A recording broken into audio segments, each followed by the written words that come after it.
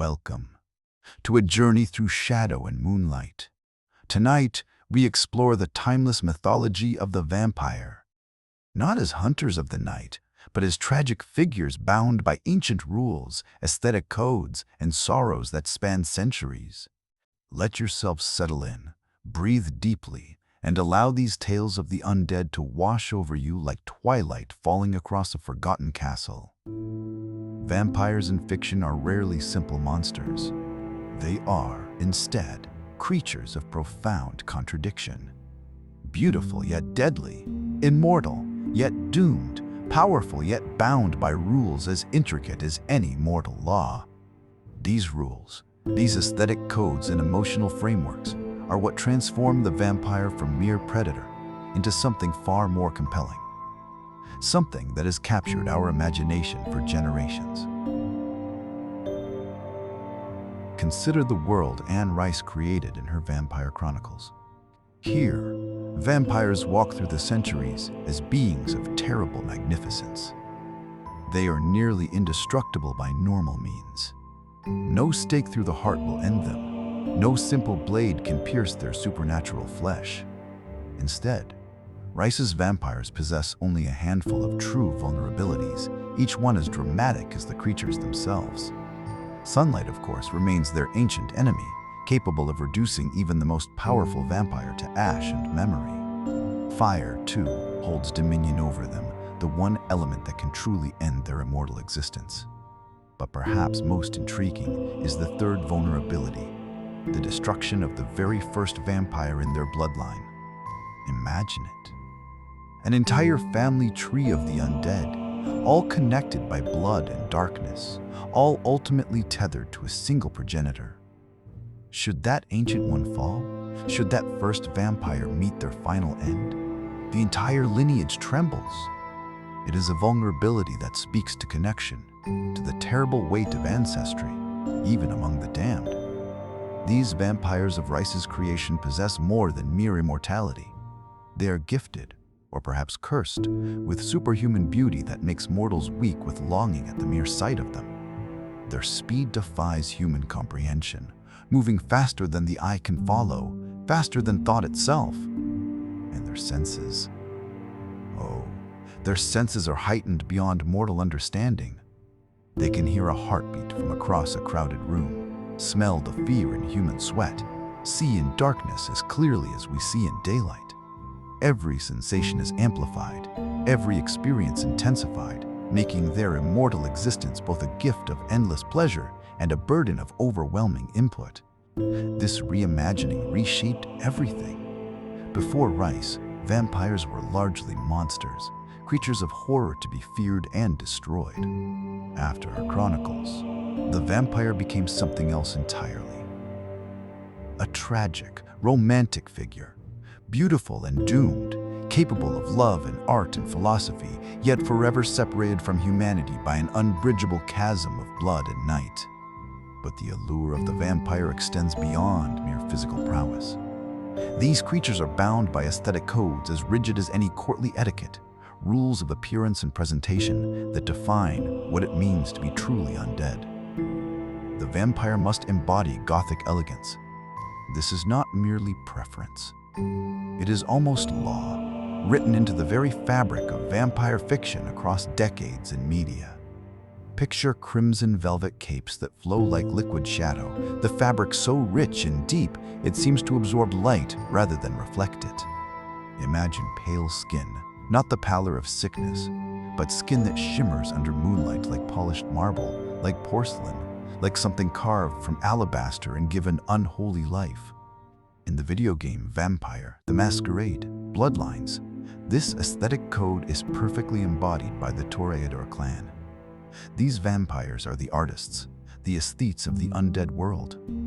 They prioritize seductive finery over brute force, understanding that true power often lies in allure rather than violence. A Toreador vampire might spend hours selecting the perfect ensemble, might debate the precise shade of burgundy for an evening coat, might weep genuine tears of blood over a particularly moving piece of art.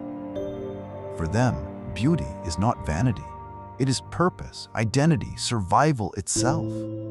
This obsession with presentation extends to every aspect of vampire existence. They transform into swirling mist for dramatic entrances, a power drawn from games like Legacy of Kain, where visual flair is not merely decorative but essential to the vampire's very nature. Imagine the scene: a locked door, sealed and guarded. But then, through the keyhole, through the crack beneath the door, comes the mist. It swirls and coalesces, reforming into the elegant shape of a vampire. Their entrance achieved with a theatrical flourish that serves both practical and aesthetic purposes. Every transformation, every shift of form, must enhance what we might call the ethereal fortress aesthetic. Vampires do not simply live in castles. They become extensions of them. Their lairs are coffin-shaped fortresses, all gothic spires and shadowed halls, and the vampires themselves mirror this architecture in their movements, in their grace, in the way they inhabit space like living shadows cast by moonlight through stained glass. Yet not all vampires embrace this aristocratic glamour. The aesthetic codes of vampire fiction also make room for the grotesque, for the fallen, for those who bear their curse in twisted flesh rather than supernatural beauty. Board games like Vampire, the Masquerade enforce strict color schemes: black and red, the colors of night and blood, of elegance and violence intertwined. But even within these codes, there exists a hierarchy, a contrast that makes the beautiful more beautiful by comparison with the monstrous. Consider the Nosferatu clan. These vampires are the hidden ones, dwelling in sewer grates and underground tunnels, their features deformed by their curse into something barely recognizable as human. Where the Toreador shimmer with supernatural beauty, the Nosferatu are twisted, their appearance so horrific that they must hide from mortal eyes or risk breaking the Masquerade, that great covenant that keeps vampire society hidden from human knowledge. Yet even in their grotesqueness, there is an aesthetic at play. The Nosferatu understand shadow and concealment as art forms. They know every hidden passage, every forgotten tunnel, every place where darkness pools thick enough to hide their ruined faces. They are masters of information, of secrets, precisely because they can go where beautiful vampires cannot, can listen where aristocratic vampires would never think to look. This contrast between the achingly beautiful and the deliberately monstrous, between crimson velvet and sewer grates, between Toreador elegance and Nosferatu deformity, is essential to vampire fiction. It reminds us that the curse of vampirism is not uniform, that immortality comes in many forms, and that beauty and horror are often two sides of the same cursed coin. The aesthetic rules that govern vampires serve a deeper purpose than mere visual appeal. They create a framework, a structure within which these immortal beings must operate. A vampire cannot simply exist. They must perform their existence, must embody their nature through appearance and behavior, must follow the unwritten codes that separate them from mere monsters and elevate them to the status of dark royalty. And so we see that the allure of the undead is carefully constructed, deliberately maintained through centuries of fiction and countless interpretations. From Anne Rice's tragic immortals with their few specific vulnerabilities and their overwhelming sensory gifts, to the rigid aesthetic codes that demand gothic elegance and dramatic transformation, to the careful contrast between aristocratic beauty and monstrous deformity.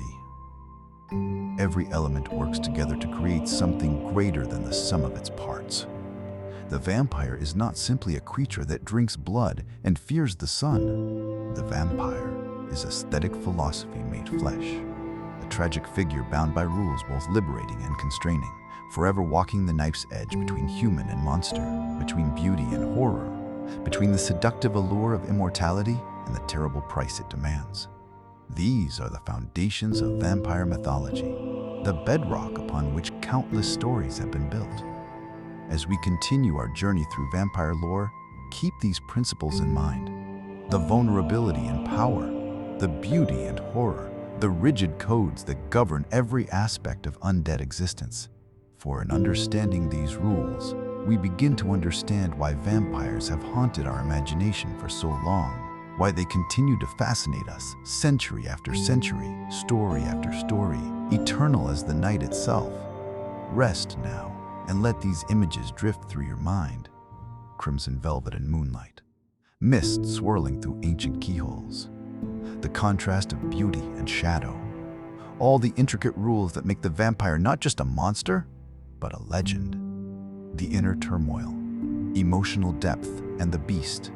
Within, beneath the elegant exterior, beneath the crimson velvet and moonlit skin, lies something far more turbulent. The vampire's immortal existence is not one of serene detachment, but rather a constant struggle. A battle between the civilized self and something darker, something hungry. The beast is a feral rage, a primal force that surges within the vampire during feeding, threatening to consume all reason, all humanity, all the carefully cultivated elegance we explored before. It is the price of immortality, to carry within yourself a savage nature that must be constantly suppressed, constantly negotiated with, never truly conquered. In the game Morrowind, this struggle takes on mechanical weight. Vampire players must carefully balance their bloodlust against the threat of social exile. Feed too openly, give in too readily to the beast's demands, and you face kill on sight, hostility from the very communities you might wish to navigate. The game forces a choice: satisfy the hunger and become a pariah, or starve the beast and risk losing control entirely.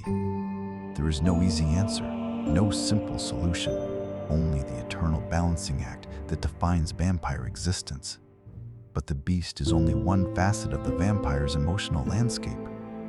These creatures, blessed and cursed with immortality, carry within them an eternal melancholy that weighs heavier than any mortal sorrow.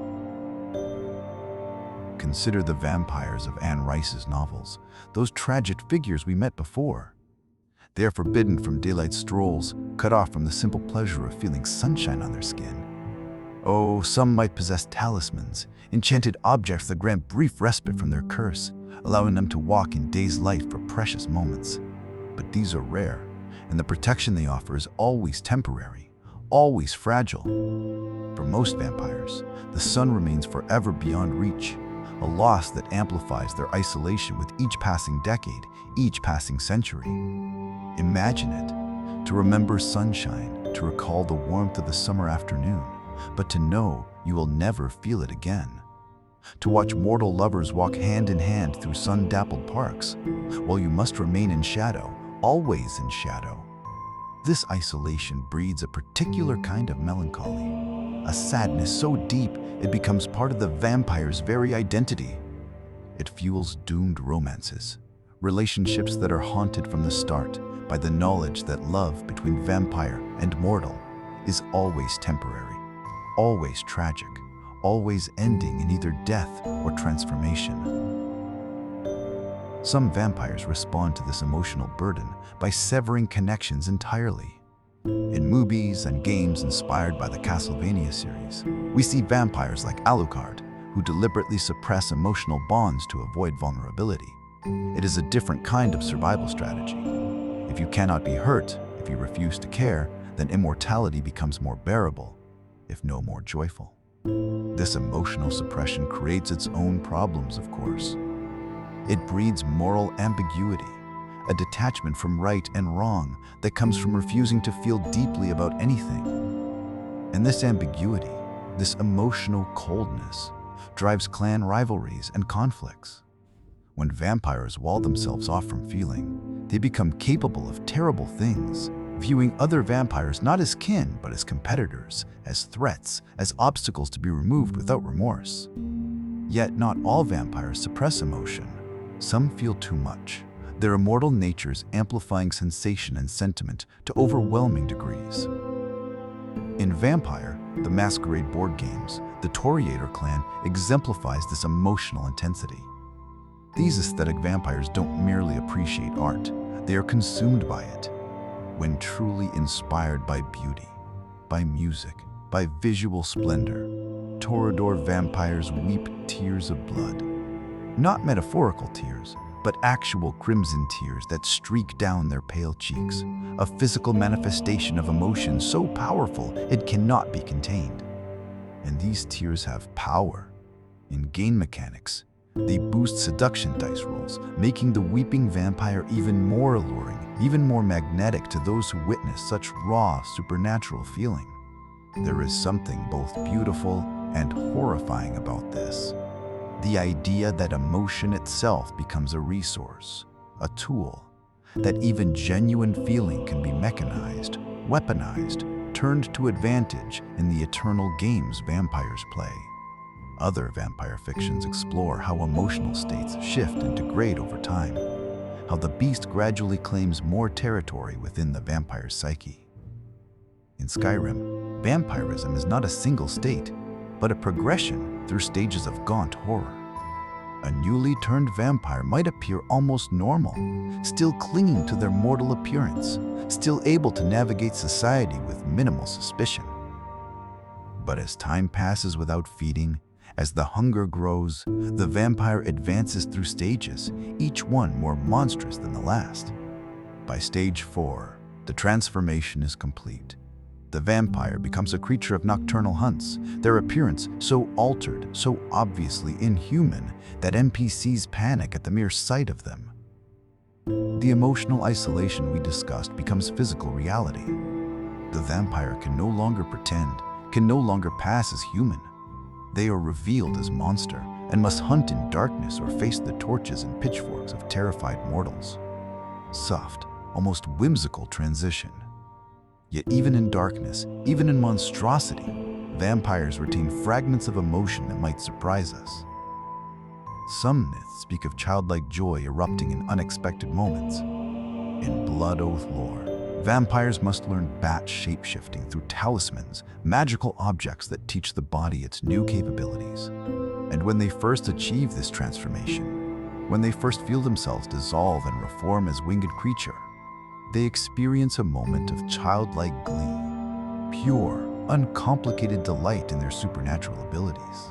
This emotion is particularly poignant because it is forbidden to elder vampires who are expected to maintain dignity, gravitas, the weight of centuries. To show such innocent joy would be unseemly, undignified, and so they suppress it, adding one more small tragedy to their collection of losses. Some vampires hide emotional voids behind elaborate facades.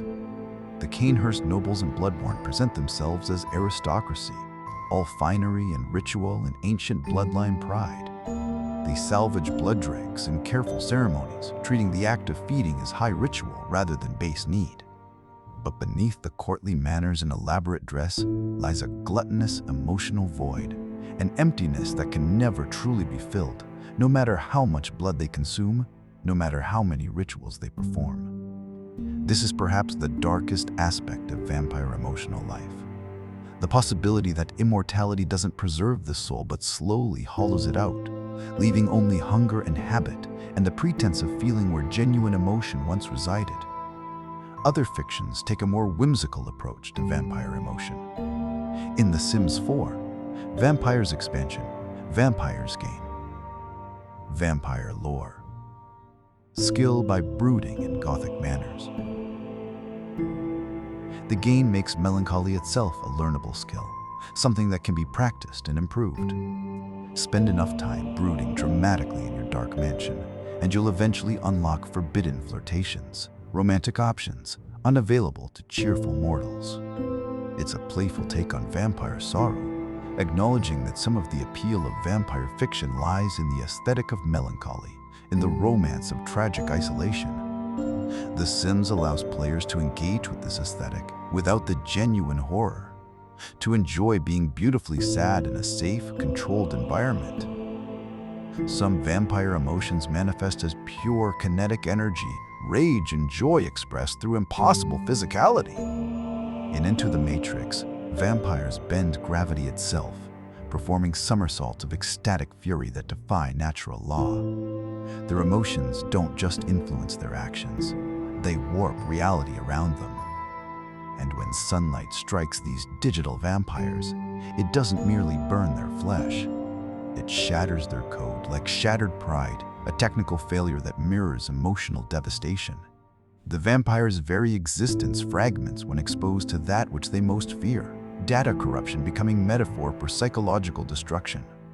The Castlevania series explores particularly complex emotional dynamics between vampires. Characters experience what might be called dominatrix, submissive twin bonds, relationships defined by power exchange, by control and surrender, by the complex interplay of dominance and vulnerability.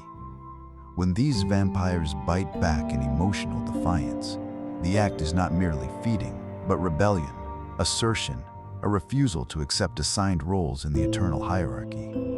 These bonds suggest that vampire society isn't simply about power and survival, but about intricate emotional and psychological relationships that mirror and distort human connection. The vampire's bite becomes a language, a way of speaking feelings that cannot otherwise be expressed. Legacy of Cain explores the emotion of hubris and its consequences. Cain, the vampire protagonist, wields a soul-reaving sword that literally feeds on overconfident roars.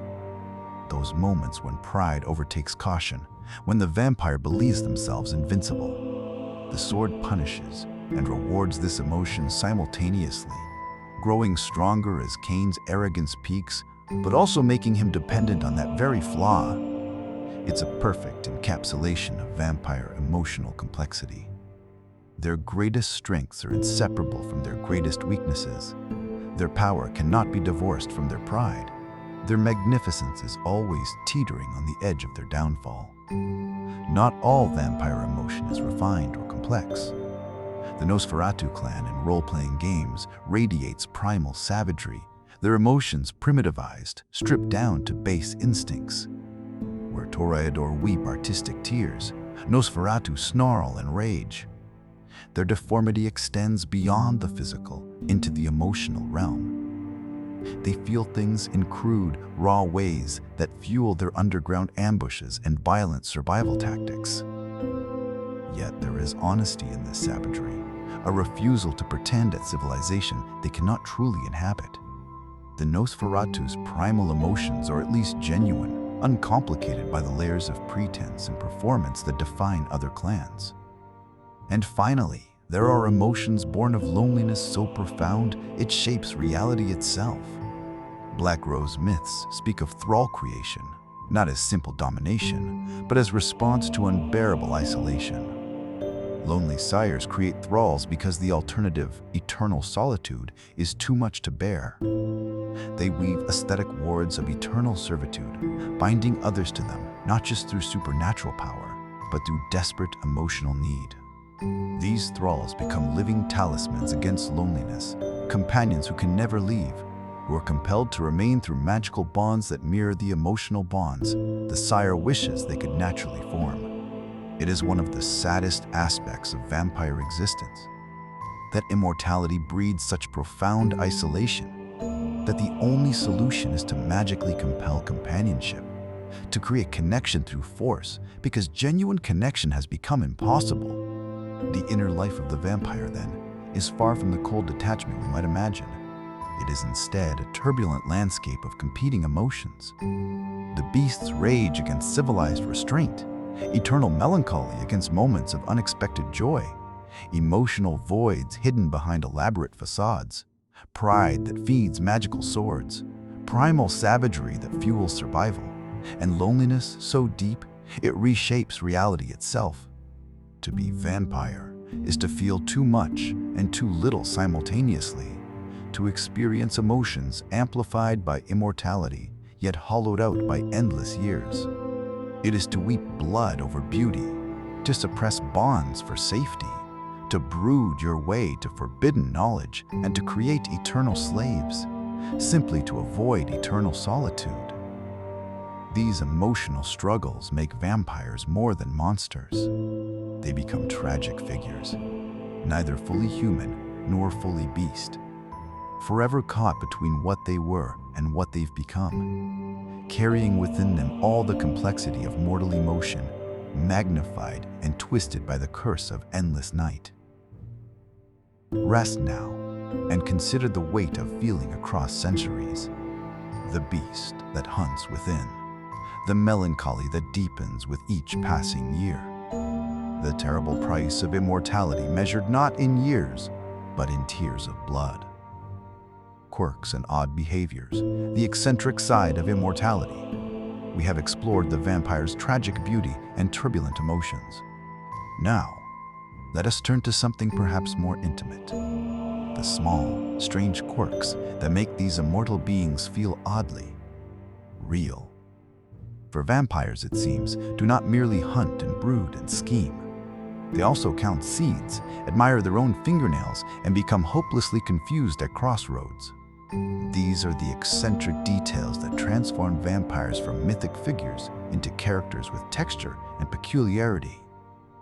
Let us wander through these oddities together, like exploring a museum of the curious and unexplained. Perhaps the most charming of all vampire quirks is one drawn from deep European folklore, the affliction known as Arithmomania. It is a compulsion, irresistible and absolute, to stop whatever one is doing and count small scattered objects. Seeds, grains of rice, poppy seeds spilled across a doorstep. Imagine the scene. A vampire approaches a home, intent on feeding, moving with all the predatory grace and supernatural speed we have discussed. But then, there on the threshold, someone has scattered a handful of mustard seeds. The vampire stops. They must stop. The compulsion takes hold, and suddenly this ancient, powerful being is crouching on the ground, counting. 1, 2, 3, 4.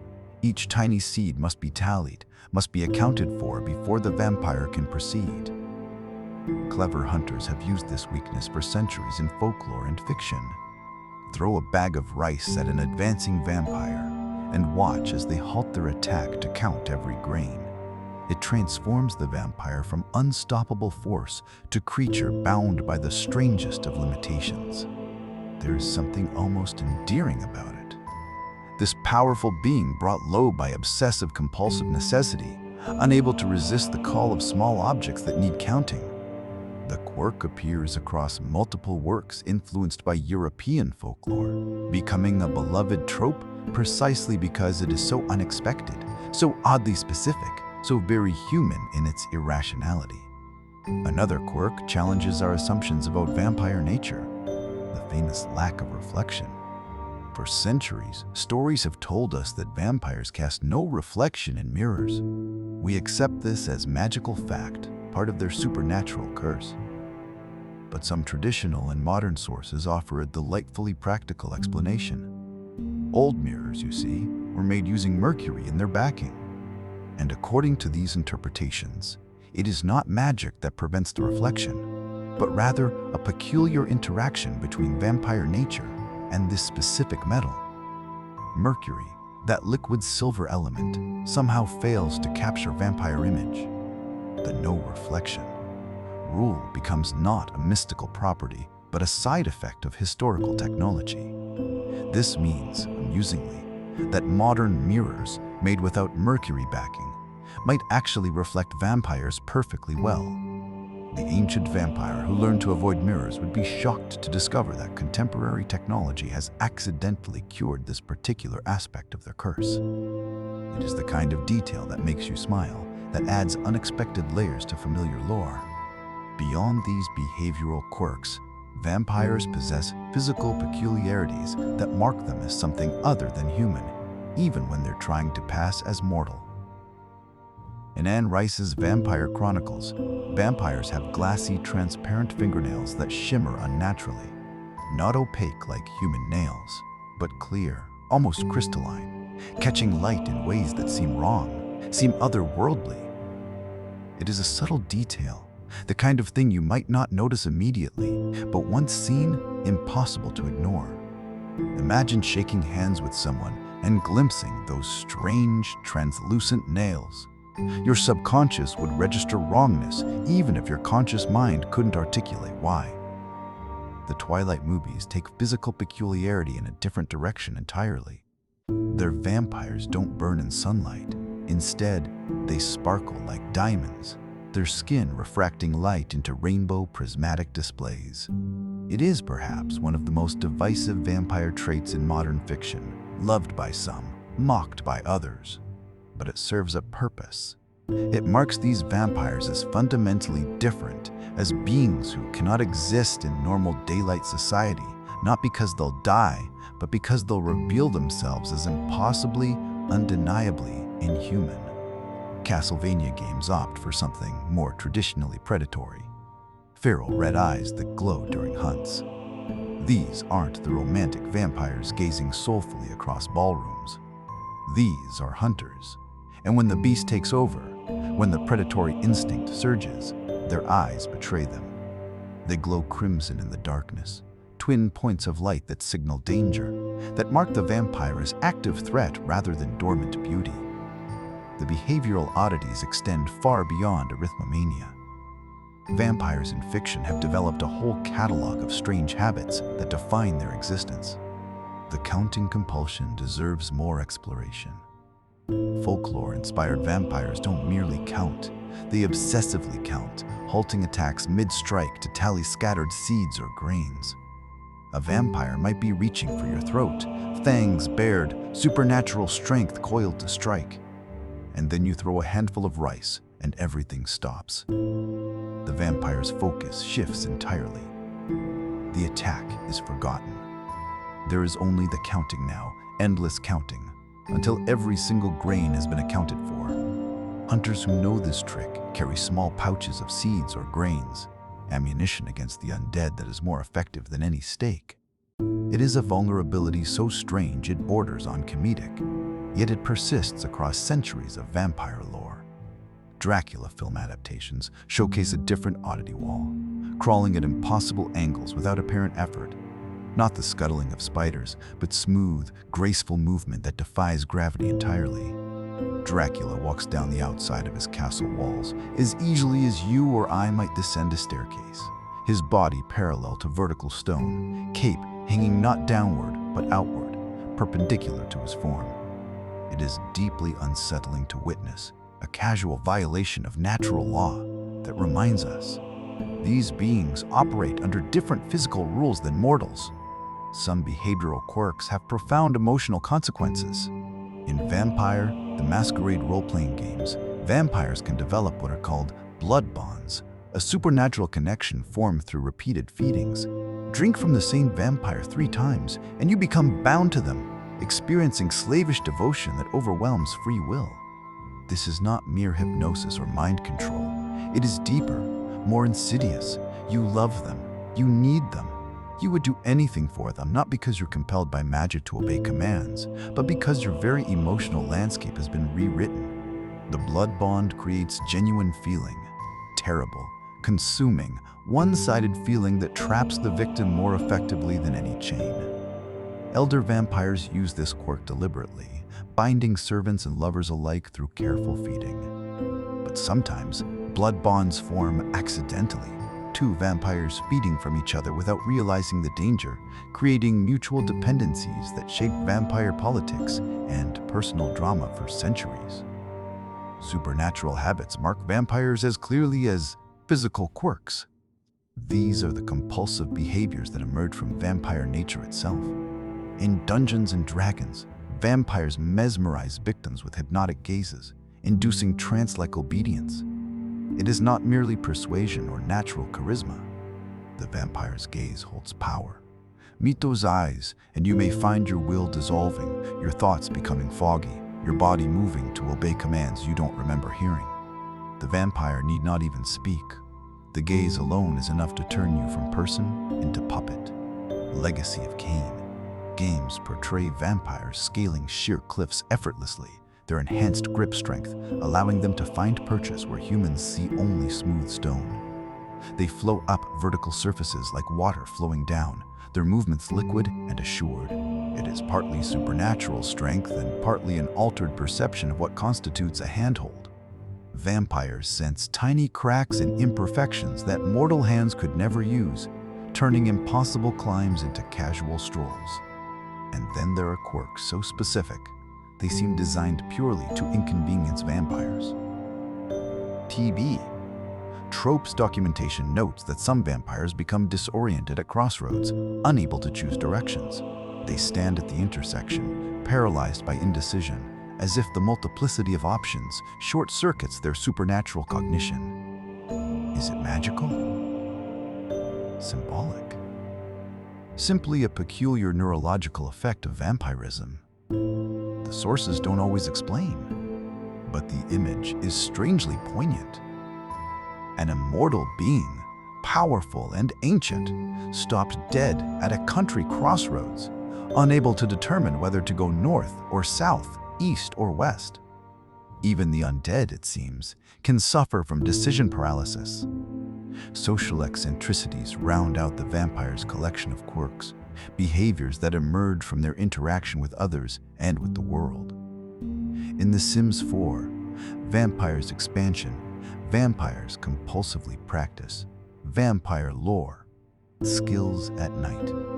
They cannot help themselves. When darkness falls, they must study, must read dusty tomes, must pore over ancient knowledge. It is presented as skill building in game terms, but imagine it as compulsion. The vampire wants to go out, wants to socialize, wants to hunt. But no, it is night, and night means study time. Out come the books. Once again, the powerful undead are rendered oddly relatable through their habits. Anne Rice novels describe makers forming intricate, possessive bonds with fledglings through blood exchanges called the dark trick. This is the act of vampire creation, of turning mortal into immortal. But it is not merely a physical transformation. The maker and fledgling become psychologically entangled, bound by the intimacy of shared blood and shared death and rebirth. These bonds are possessive in ways that exceed normal relationships. The maker views the fledgling as extension of self, as creation, as responsibility and property simultaneously. The fledgling often harbors complex feelings: gratitude and resentment, love and hatred, worship and rebellion, all tangled together. It creates social dynamics within vampire society where centuries-old conflicts trace back to maker-fledgling relationships gone wrong, where familial bonds are stronger and more dysfunctional than anything mortals experience. The dark trick is quirky, not in the sense of being cute or amusing, but in being fundamentally strange. A social relationship that has no mortal equivalent, that creates instant intimacy and inevitable conflict in equal measure. Warhammer, fantasy. Vampire Counts armies exhibit perhaps the most theatrical social eccentricity. They ritualistically raise undead minions during full moons. This is not desperate necromancy performed in secret. This is ceremony, social event, the gathering of vampire nobility to perform synchronized rituals under lunar light. Picture it. Vampire counts and countesses assembled in ancient graveyards, dressed in their finest, conducting elaborate rites as the full moon reaches its apex. The dead rise at their command, shambling corpses and skeletal warriors emerging from soil to serve their vampire masters.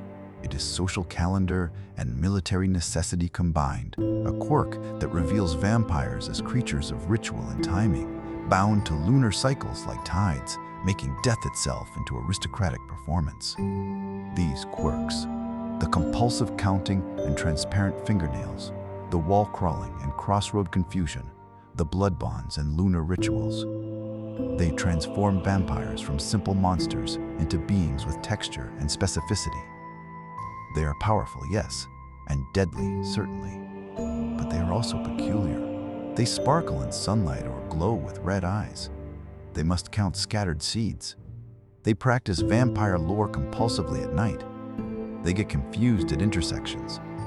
In a strange way, these oddities make vampires more frightening, not less, because they suggest that vampirism is not just about gaining power, but about accumulating strangeness.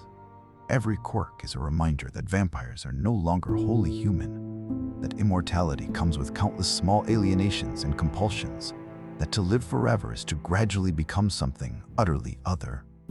The vampire who must stop to count seeds is both amusing and tragic. Here is a creature that has lost even the simple ability to ignore scattered grains, their curse rewriting their very cognition in small, absurd ways. And so we see that immortality is not merely grand tragedy and eternal passion. It is also glassy fingernails that catch light wrong. It is stopping to count rice grains in the middle of an attack. It is confusion at crossroads and compulsive study sessions and elaborate full moon rituals. The vampire life is strange in small ways and large, marked by quirks that accumulate over centuries, layer upon layer of oddity that separates the undead from the living, not through grand differences, but through countless tiny divergences. Rest now and imagine those peculiar details. Transparent nails shimmering, seeds scattered and counted. Vampires paused at crossroads, unable to choose. The eccentric accumulation of immortal existence, strange and specific and, somehow, oddly comforting in its particularity. Powers of the mind, hypnosis, charm, and manipulation. The vampire's greatest weapon, it turns out, may not be their fangs or their supernatural strength. It may not even be their immortality. No, the vampire's most dangerous tool is far more subtle, far more insidious. It is the power to reach into your mind and rewrite what you believe, what you feel, whom you trust. Hypnosis, charm, manipulation.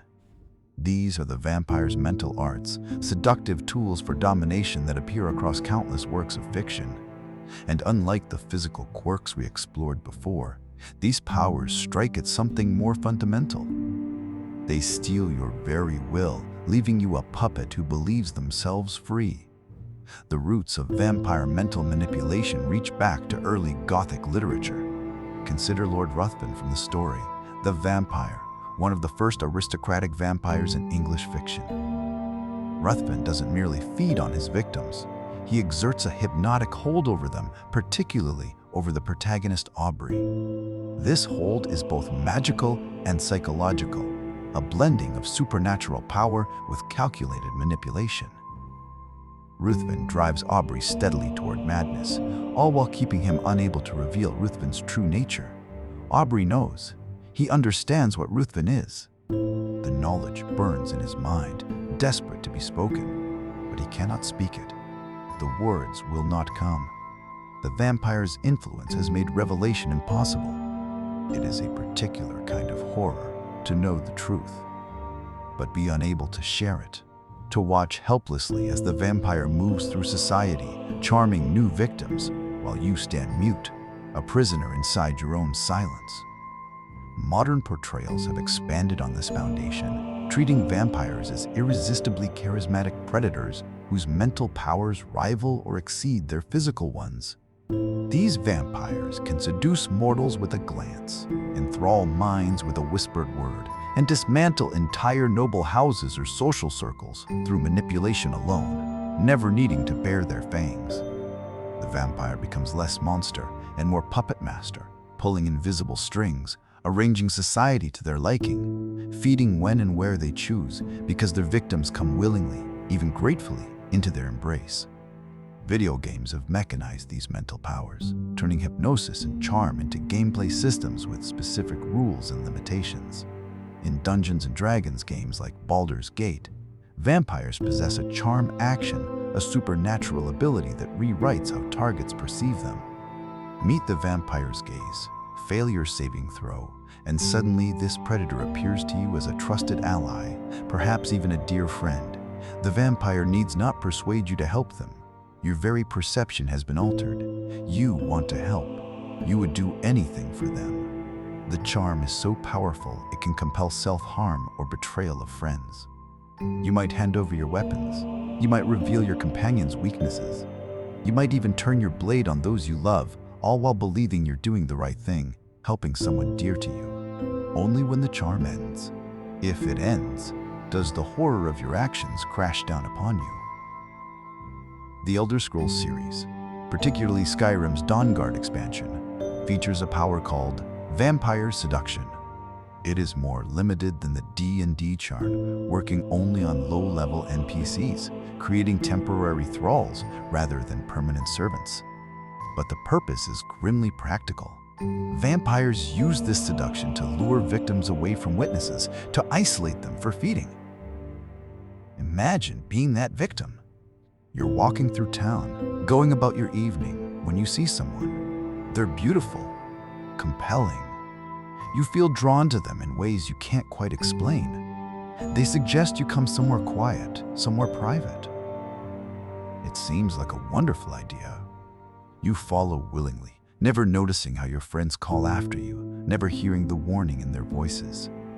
The vampire seduction has narrowed your world to just the two of you.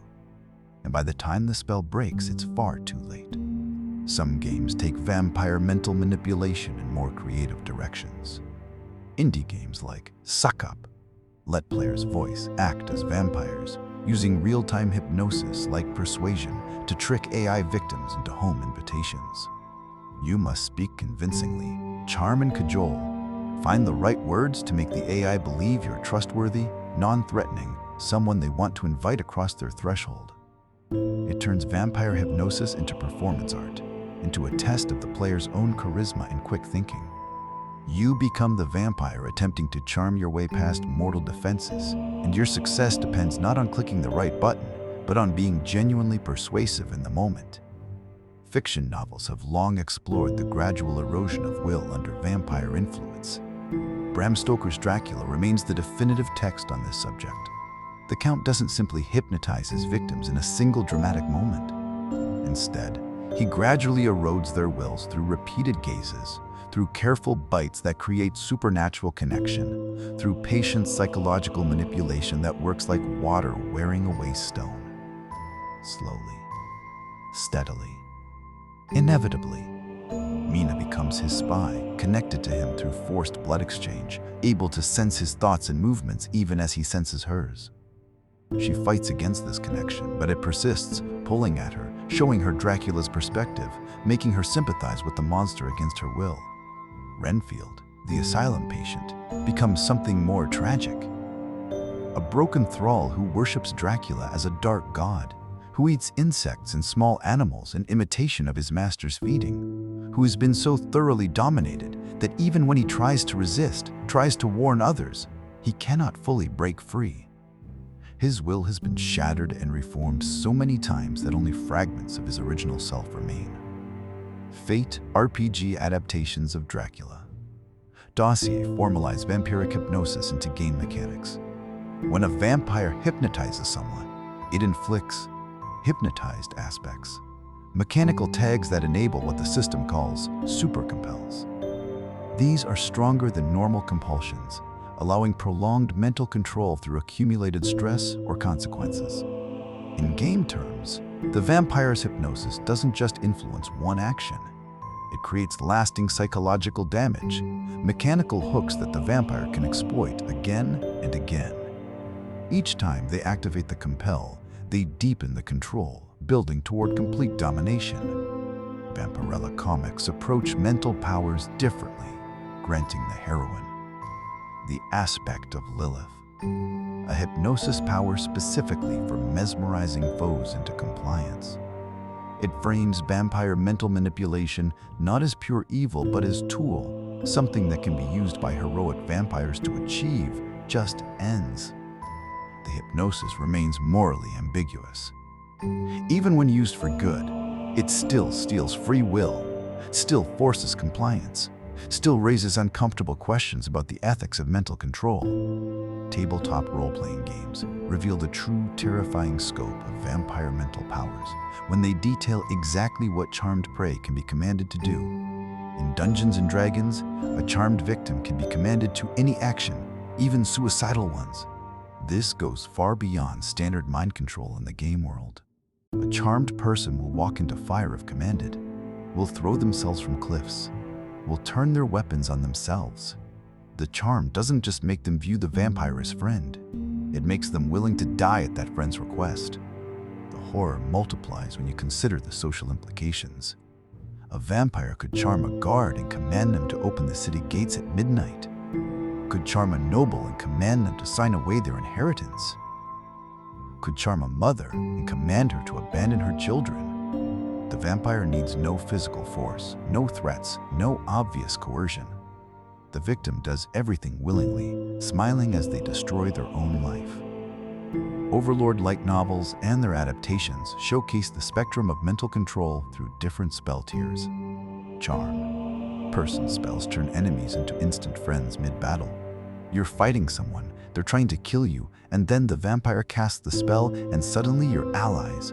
The shift is jarring, instantaneous, complete. Your enemy lowers their weapon, perhaps even apologizes for attacking their dear friend. But Charm Person is the weak version. The real power lies in Dominate, stronger magic that forces truthful answers, that compels specific actions rather than merely altering perception. Where Charm Person makes the victim want to help, Dominate simply takes control, bypassing will entirely. The victim becomes extension of the vampire's will, a second body controlled by the vampire's mind. The most sophisticated vampire mental manipulators use layered techniques, combining multiple forms of influence for undetectable submission. Rakshasa fiends in Dungeons & Dragons board games exemplify this approach. They wield both suggestion and Dominate Person, using them in careful sequence. First, suggestion plants an idea that seems reasonable, makes the victim believe they thought of it themselves. Then, if needed, Dominate Person provides direct control for crucial moments. The victim might later remember agreeing to help, might recall making their own decisions, never realizing their thoughts weren't truly their own. This layered approach is more subtle than simple domination. It leaves fewer traces, creates fewer memories of being controlled. The victim's mind fills in gaps, creates justifications, builds a narrative where they chose everything freely. It is gaslighting elevated to supernatural art form. The true horror of vampire mental powers lies not in their strength, but in their invisibility. Physical violence leaves marks, creates evidence, provokes obvious resistance. But mental manipulation leaves the victim believing they were never violated at all. You cannot fight what you don't realize is happening. You cannot resist influence you believe is your own thought. You cannot warn others about a threat you've been made to forget or deny. The vampire who relies on mental powers is playing a longer, more sophisticated game than the vampire who simply hunts and feeds. They're reshaping reality itself, or at least reshaping how their victims perceive reality, which amounts to the same thing. A vampire might spend decades building mental influence over a community, placing subtle suggestions here, forming blood bonds there, creating networks of charmed servants who have no idea they're servants. By the time anyone realizes something is wrong, the vampire's control is so complete, so woven through the social fabric, that resistance seems impossible. And perhaps most disturbing, the victims of vampire mental manipulation often don't want to be freed. The charm that makes you view your captor as friend also makes the idea of escape seem like betrayal. The hypnosis that compels your service also makes that service feel meaningful, fulfilling. Remove the vampire's influence, break the charm, and the victim must face the terrible truth of what they've done, whom they've betrayed, what they've lost. Sometimes, the victims beg for the charm to be restored. The false love, the compelled loyalty, the fabricated friendship, they're more bearable than the truth. The powers of the vampire mind, then, are tools of profound violation dressed in velvet and seduction. They are influence that feels like choice, control that masquerades as friendship, domination wrapped in the illusion of free will. From Lord Ruthven's silence, inducing hold to Dracula's gradual erosion of Mina's will, from Baldur's Gate charm mechanics to vampire seduction in Skyrim, from Charm Person's instant friendship to Dominate's complete control. These mental powers reveal vampires as predators who hunt not just bodies but minds, not just blood but agency itself. The vampire who charms you steals something more precious than your life. They steal your choices, your autonomy, your very self, and they make you grateful for the theft. Rest now, but guard your thoughts. For in fiction, The vampire's greatest power is not the fang, but the whisper. Not the bite, but the suggestion. Not the taking of blood, but the taking of will. Let these ideas drift away as you drift towards sleep. The charm that rewrites perception. The domination that steals agency. The layered manipulations that leave no trace. All the invisible violations that make the vampire's mental powers so much more terrifying than their physical ones. Sleep now. And remember that in these stories, the most dangerous vampire is not the one you see coming, but the one who makes you want to let them in. Shapeshifting and agility, transformation and mobility. The vampire does not merely move through the world, they flow through it, defying the limitations that bind mortal bodies. They are creatures of transformation, beings who can reshape themselves as easily as shadow shifts when the light changes angle. To be vampire is to transcend fixed form, to become something mutable, something that slips between the cracks of physical law. Let us explore the ways vampires move, transform, and navigate their eternal nights. The stages of their metamorphosis, the impossible speeds they achieve, the spaces they can occupy that should be forever closed to physical beings. Vampire transformation and mobility appear in diverse fictional media, often blending horror with supernatural agility in ways that make the vampire simultaneously more alien and more graceful than any mortal creature. In multiple Castlevania games, vampires, including the legendary Dracula himself and his Dampier son Alucard, possess the ability to transform into bats, wolves, or mist. These are not merely cosmetic changes. They are fundamental alterations of being that turn traversal and evasion into literal shape-shifting powers. Need to cross a chasm too wide for jumping? Transform into a bat and fly across. Facing an enemy too powerful for direct confrontation? Dissolve into mist and slip away through the cracks in the floor. The vampire's body becomes as fluid as water, as adaptable as air, able to assume whatever form the situation requires. The Elder Scrolls. Skyrim explores the pinnacle of vampire transformation through the vampire lord form. This is no subtle change. It is radical metamorphosis, the vampire expanding and warping into something far more monstrous than their humanoid form. As a vampire lord, you gain flight like hovering, floating above the ground with wings spread wide, untouchable by earthbound enemies.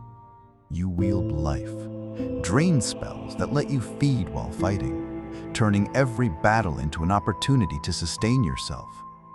You can summon gargoyles from thin air, calling stone guardians to fight at your command. But power comes with cost, as always in vampire fiction. The vampire lord form brings greater vulnerability to sunlight and fire. The very elements that threaten all vampires become even more dangerous when you assume this shape. The transformation grants godlike power, but it makes you more obviously monstrous, more clearly vulnerable, more dependent on the night. The process of gaining these transformation abilities follows specific stages in vampire lore. Newly turned vampires do not immediately possess the full range of shape-shifting powers. Instead, they undergo a 3-stage metamorphosis over 3 nights, each stage bringing new capabilities and new changes to their form. The first night, the newly turned vampire becomes a thrall, not yet fully vampire, but no longer human. In this stage, they develop bat-like echolocation for navigation, beginning to perceive the world through sound and vibration as much as through sight. The darkness becomes less dark. The vampire begins to understand how to move through shadows, how to navigate spaces where mortals would stumble blind. The second night brings ghoulish crawling. The vampire's body learns to move in ways that defy human anatomy. They can scale walls, cling to ceilings, contort themselves to fit through impossibly narrow spaces. It is unsettling to witness this stage where the vampire moves like something part human, part spider, part nightmare. The third night completes the transformation, granting full flight. Wings may manifest, leathery, bat-like appendages that unfold from the back. or the vampire may simply defy gravity through pure supernatural will. Either way, they take to the air, no longer bound by ground and gravity, free to soar through the night sky. Some vampires grow impatient with this natural progression. Board games depict blood rituals that can accelerate the transformation, granting instant wing manifestation through dark ceremony and sacrifice. A newly turned vampire might complete in minutes what should take 3 nights, emerging fully formed, fully capable, immediately powerful. But this acceleration carries risk. The vampire who rushes their transformation risks feral regression, becoming more beast than being, losing the civilized self to the hunger and rage that lurks beneath. The 3-night metamorphosis exists for a reason, allowing the vampire to gradually integrate their new nature. Skip those stages, and you might emerge powerful but unstable, forever teetering on the edge of losing control entirely. Once transformation is complete, vampire mobility becomes almost impossible to track or counter. These creatures move through space in ways that make a mockery of mortal pursuit. Vampires in video games like Vampire Survivors leap across maps by phasing through shadows, covering 50 meters per bound without any sign of fatigue. They don't run. They teleport short distances, appearing and disappearing so quickly that mortal eyes cannot follow their path. One moment they're in front of you, the next they're behind you. You never saw them move. There was only the before and after, with nothing visible in between. Movie lore takes this mobility in a different direction, depicting wall crawling at speeds of 60 kilometers per hour. The transformation activates this ability, elongated claws emerging to dig into stone and wood, allowing the vampire to scuttle up vertical surfaces faster than a car driving through city streets. Imagine watching this from below. The vampire racing up the outside of a building, cape billowing, body horizontal to the wall, moving with such speed that they blur. They reach the roof in seconds, disappearing over the edge while you're still processing what you just witnessed. Shadow phasing represents perhaps the most visually striking form of vampire mobility. Novels portray vampires dissolving into mist for 10-second teleports, their solid bodies becoming vapor that can slip through any gap, any crack, any space where air can flow. But this power has limitations. The teleport is limited to line of sight during full moons. The vampire must be able to see their destination, must have clear path through the air between their current position and where they wish to rematerialize. They cannot phase blindly through walls, cannot teleport to spaces they cannot perceive. The full moon restriction adds mythic weight to the power. For 3 nights each month, vampires become even more dangerous, their already formidable mobility enhanced by lunar influence. Hunters learn to fear the full moon, not because it transforms werewolves, but because it makes vampires nearly impossible to corner, nearly impossible to trap. Board game mechanics simulate shadow phasing through hidden movement systems. In Fury of Dracula, the vampire player can jump board regions undetected, moving across the map while other players guess at their location, trying to predict where the vampire will strike next. This creates a cat-and-mouse dynamic where the vampire is simultaneously everywhere and nowhere. The hunters know the vampire is on the board, know they're moving, know they're planning something. But they cannot pin down the exact location until the vampire chooses to reveal themselves, usually by attacking. The hidden movement mechanic captures something essential about vampire mobility. They control when they're seen, when they engage, when they retreat. The vampire is always the one who decides whether there will be confrontation or continued chase. Blood-fueled speed pushes vampire mobility to its absolute limits. Post-feeding, the vampire's body floods with stolen life force, and their transformation abilities boost sprint speeds to 100 kilometers per hour for 30 minutes. 100 kilometers per hour. That's the speed of vehicles on highways, achieved by a being on foot. Or perhaps it's more accurate to say a being who is no longer quite on foot, who is moving so fast they're almost flying, their feet barely touching ground between strides. The vampire becomes a blur, mimicking bat swarms in flight.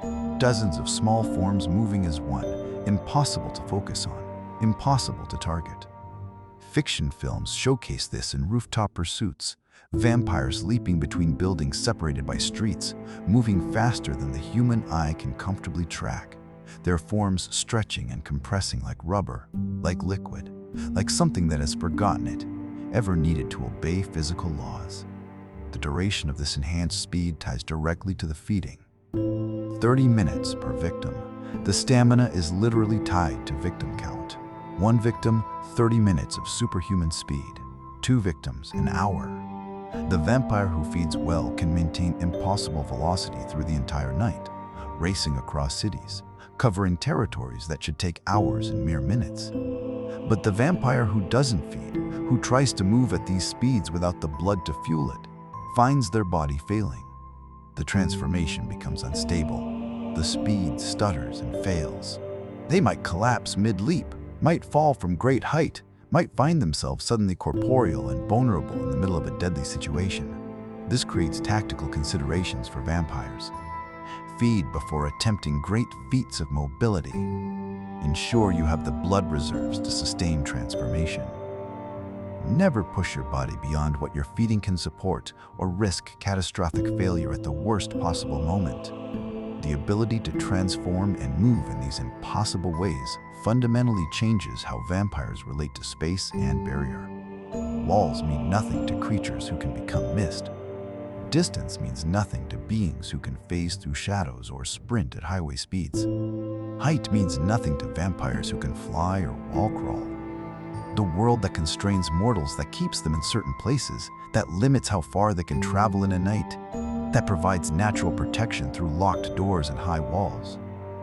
This world simply doesn't exist for vampires. They move through a different reality, one where physical barriers are suggestions rather than absolutes. This makes vampires nearly impossible to trap or contain. You cannot build a prison that holds mist. You cannot create walls high enough to stop flight. You cannot lock doors firmly enough to prevent shadow phasing. The vampire is always one transformation away from escape, always capable of fleeing if the situation turns against them. But transformation also reveals vulnerability. The vampire in mist form may slip through cracks, but they're also dispersed, potentially vulnerable to wind or magical disruption. The vampire in bat form may fly, but they are smaller, potentially easier to strike. The vampire wall, crawling at 60 kilometers per hour, is committed to a path, potentially unable to change direction quickly if ambushed.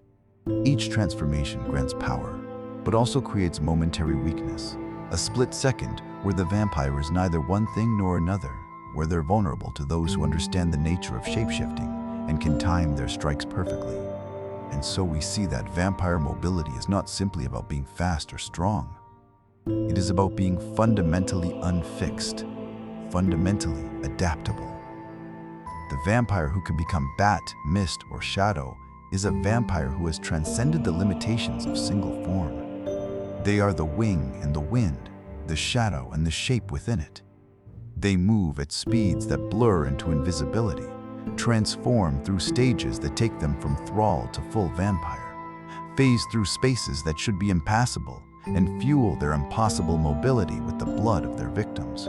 The vampire flows through the world like water finding paths, like air moving through cracks, like darkness spreading when light is extinguished. They are here and then there, solid and then mist, grounded and then airborne. To hunt such a creature requires understanding not where they are, but where they could be, not how fast they move, but how many forms they can take. Not whether you can cage them, but whether you can strike in that brief moment between transformations when they are neither one thing nor the other. Rest now, and imagine that fluid existence. The dissolution into mist, the sprint at impossible speeds, the wall crawl that defies gravity, the three-night metamorphosis from human to something that can fly. Let yourself drift like vampires drift through shadows, moving between states of consciousness as they move between forms, fluid and unfixed and free from the bounds that hold solid things in place. The hunt, stealth, politics, and feeding rituals. The vampire must feed. This is the central, inescapable truth of their existence. But how they feed, when they feed, and the elaborate systems built around this necessity. These reveal as much about vampire nature as any supernatural power. Welcome to the world of the hunt, where stealth becomes art form, where feeding is intertwined with politics, and where the simple act of taking blood grows into ritual, strategy, and survival. Let us move quietly through these shadows together, observing the careful choreography of predator and prey. Vampire classic. Stealth represents a particular approach to immortal existence, a shadowy archetype that blends ancient lore with modern intrigue from video games, novels, movies, and board games. These are not the vampires who announce themselves with dramatic flourishes.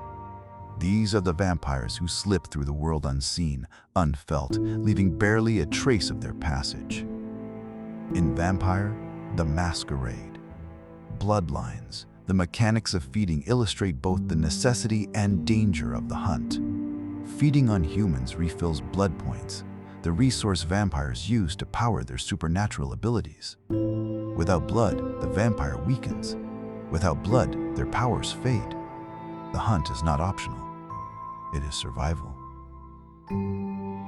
But killing victims or feeding in public carries terrible consequences.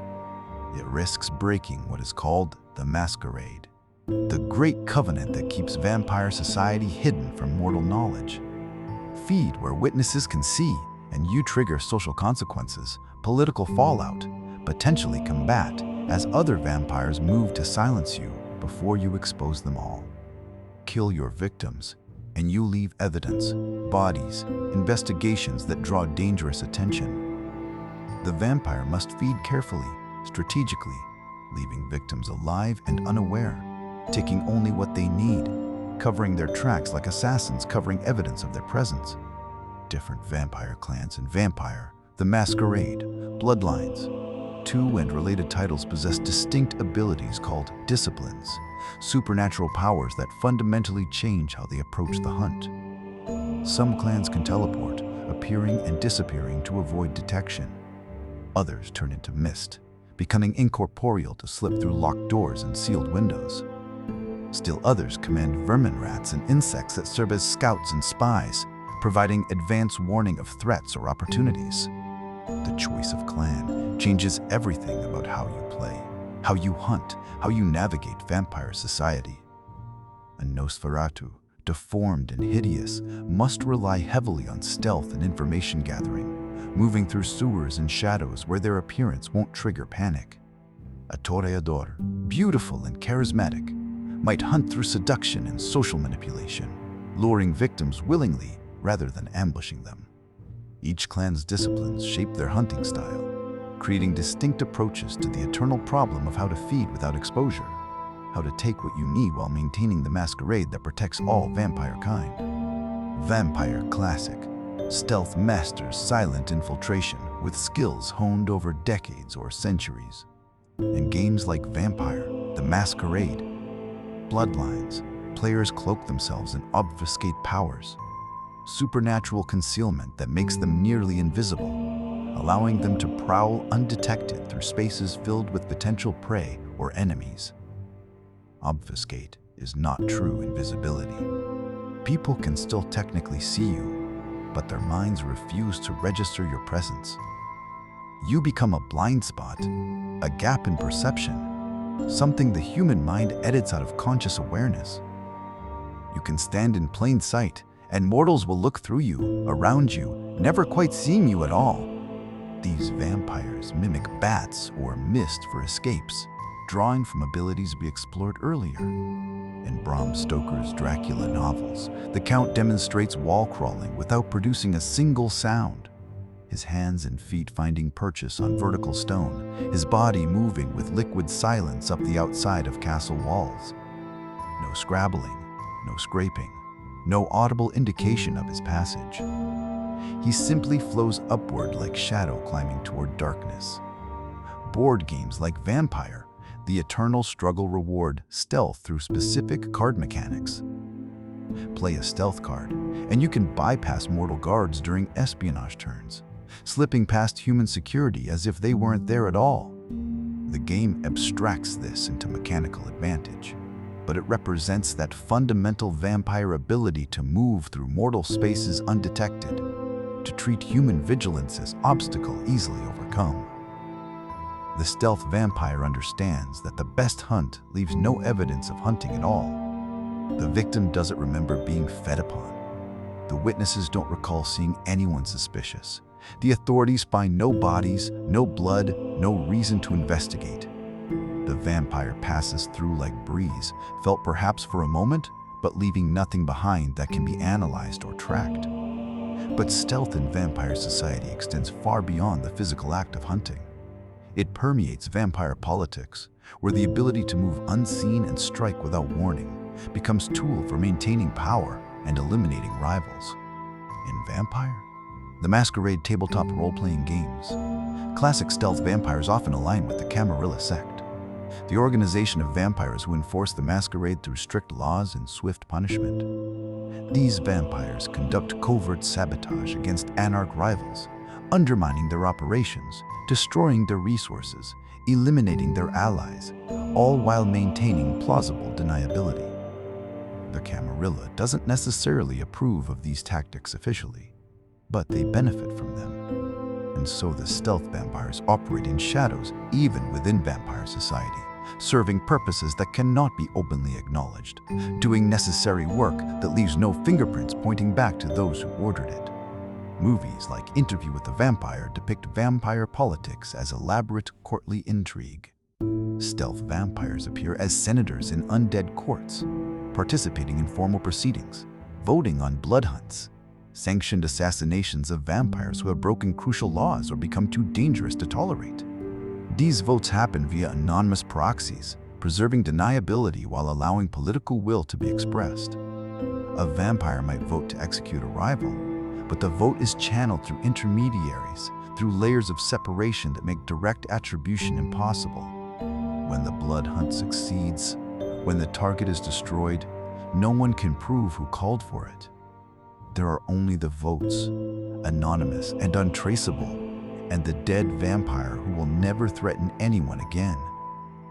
This system maintains power balances within vampire society. No single vampire or faction can become too dominant without triggering blood hunts. No vampire can break important rules without facing collective judgment. The stealth isn't just physical, it's political, legal, social, woven into every level of vampire civilization.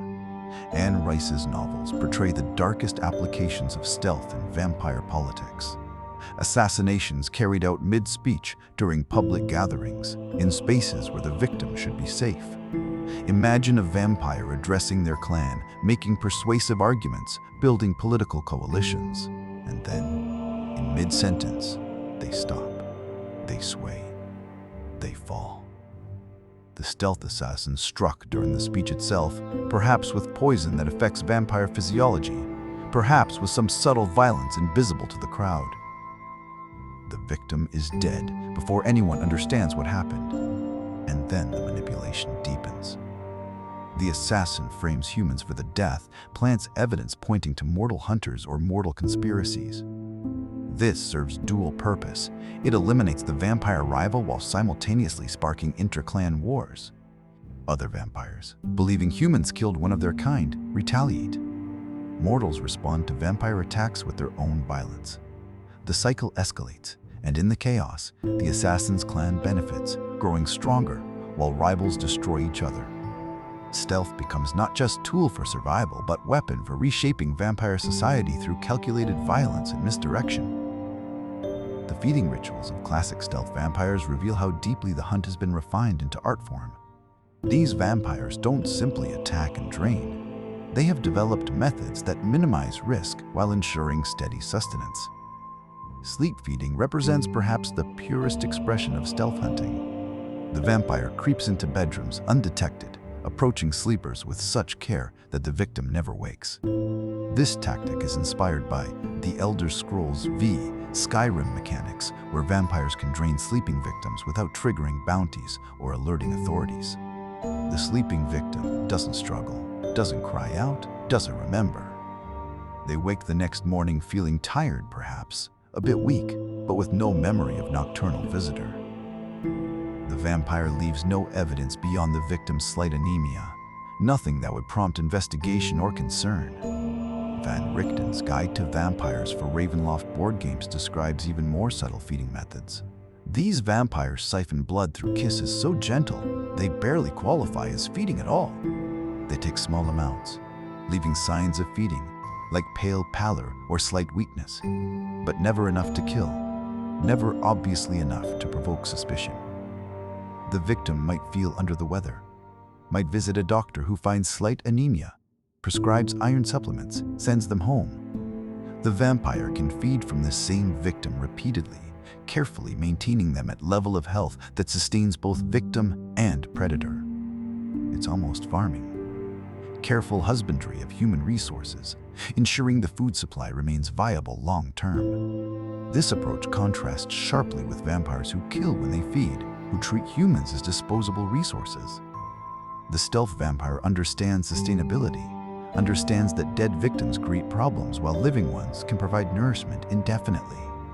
But even the most careful vampire faces moments when control frays, when hunger becomes too intense to manage through subtle feeding alone.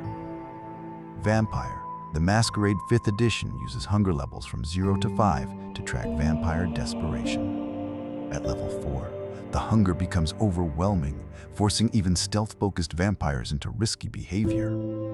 At this level, vampires must employ what the game calls stealthy ruses, desperate tactics that blend stealth with social manipulation. They might beg in alleys, playing on mortal sympathy to lure victims close enough to feed.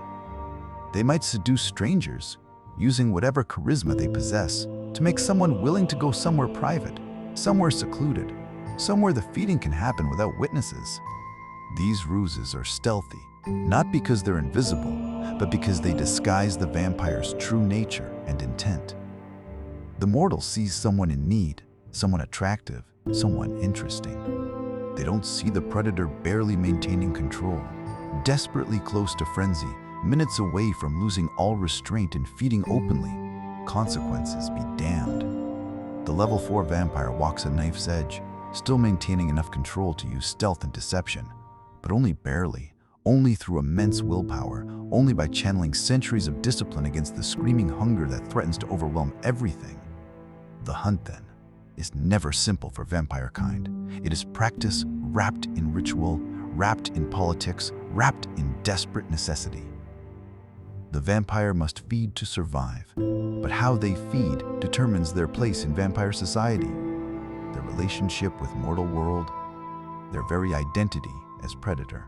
The classic stealth vampire has chosen a particular path, the path of shadows and silence, of careful feeding that leaves no trace, of political maneuvering through proxies and anonymous votes, of assassination disguised as accident or framed as human violence, of sleep feeding and gentle blood kisses that sustain without killing. It is a methodical approach to immortality, one that requires patience and planning and constant vigilance. The stealth vampire cannot afford to be careless, cannot indulge in dramatic displays or reckless feeding. They are forever calculating, forever cautious, forever aware that one mistake, one moment of exposure could bring everything crashing down. And yet, there is elegance in this approach, a kind of terrible grace in the vampire who feeds without being seen, who kills without being identified, who shapes vampire politics while remaining unknown. They are the shadow within shadows, the silence within silence, the unseen hand that guides events while leaving no fingerprints. The hunt continues, as it has for centuries, as it will for centuries more. Stealth vampires moving through their eternal nights, feeding carefully, plotting quietly, maintaining the masquerade that protects them all. Invisible architects of vampire society, unseen predators in mortal world. Rest now and imagine that careful existence.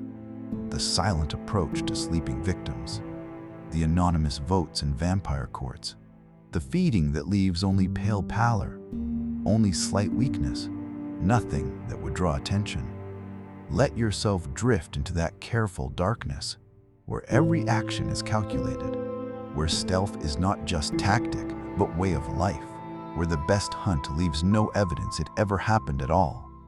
Vitality and essence, soul and health, mechanics. Beneath the physical body, beneath the blood and bone, lies something more fundamental to vampire existence: the soul, the essence, the vitae that animates undead flesh. In vampire fiction, health is not merely the absence of injury. It is a mystical reservoir, a pool of stolen life force that must be constantly replenished, constantly managed, constantly balanced against the dangers of depletion and excess. Let us explore the intricate systems that govern vampire vitality, the mechanics of soul and health that turn immortal existence into a careful balancing act between hunger and satiation, between weakness and overwhelming power. Vampire Classic Soul embodies timeless undead essence in gaming lore, representing the vampire's fundamental life force as something that can be measured, depleted, and restored through specific actions. In Blood Rain, the Dhampir Rain demonstrates perhaps the most visceral approach to health management. She regenerates health by latching onto enemies mid-fight and drinking their blood. This isn't a passive healing effect or a post-combat recovery. This is active, aggressive health restoration. Vampirism turned directly into combat. Heal mechanic. Picture the battle. Rain is injured, her health bar depleting as enemies strike her. But she doesn't retreat to bandage wounds or consume healing potions. Instead, she grabs an enemy, sinks her fangs into their neck, and drinks deeply while combat continues around her. Her health bar refills in real time as she feeds, the enemy's life force flowing directly into her, healing her wounds through the act of taking blood. It transforms feeding from necessity into tactical decision. Do you finish off the weakened enemy with weapons or grab them for healing? Do you risk the vulnerability of feeding animation to restore health or maintain mobility and defensive posture? Every fight becomes a dance between dealing damage and stealing vitality. Legacy of Kain, Soul Reaver takes a different approach, moving beyond blood into something more fundamental. Raziel, the protagonist, becomes a wraith-like vampire who feeds not on blood but on souls themselves. He consumes the essential animating force of his victims to survive in a spectral realm. This is vampirism stripped to its metaphysical core. Raziel doesn't need the physical substance of blood. He needs the spiritual essence, the soul stuff that makes beings alive. When he feeds, victims don't simply die. They are unmade, their very existence consumed, their souls pulled into Raziel to sustain his undead wraith-like form. It creates a sense of profound violation beyond mere killing. To have your soul devoured is to be erased more completely than death normally allows. To have your essential self become fuel for another being's continued existence. The core mechanics of Vampire Classic Soul operate on principles of depletion and replenishment. The soul depletes over centuries, not from injury or combat, but simply from the passage of time. Immortality itself drains the vampire's essence, forcing them to harvest mortal essences via blood rites to replenish what eternity slowly steals away. This mirrors health regeneration in titles like Vampire: The Masquerade, but with a crucial difference. The depletion is inevitable, unending, requiring constant feeding not to heal wounds, but simply to maintain existence. The vampire must feed, not because they're injured, but because they are, preventing their soul from eroding entirely. Health in these systems manifests as a shadowy vitae pool, a visible representation of the vampire's stored life force. This pool is vulnerable in specific ways. It boils under sunlight, halved instantly unless the vampire is shrouded in eternal night fog from board game haunts. The vampire's very life essence reacts to their traditional weakness, their health literally evaporating when exposed to sun. Soul corruption represents another layer of these mechanics. With each kill, with each life taken, the vampire's soul corruption rises. This isn't merely a moral judgment system. It's a mechanical consequence with specific effects. As corruption increases, frenzy modes unlock. In these states, Health ignores damage. The vampire becomes temporarily invincible, their corrupted soul allowing them to shrug off wounds that should be fatal. But this power comes with terrible risk. Too much corruption, too many kills, and the vampire faces permanent torpor. A death-like sleep from which they may never wake, their corrupted soul finally collapsing under the weight of accumulated murder. The vampire must balance the power gained from killing against the risk of losing themselves entirely to corruption. Each death they cause makes them stronger in the short term, but pushes them closer to eternal slumber. In combat, souls function as combo meters, creating synergy between fighting style and vitality management. Chain 3 feeds successfully, and you heal 50% of your maximum health while simultaneously cursing foes with anemia debuffs. The victims become weakened, slower, less dangerous, marked by your feeding.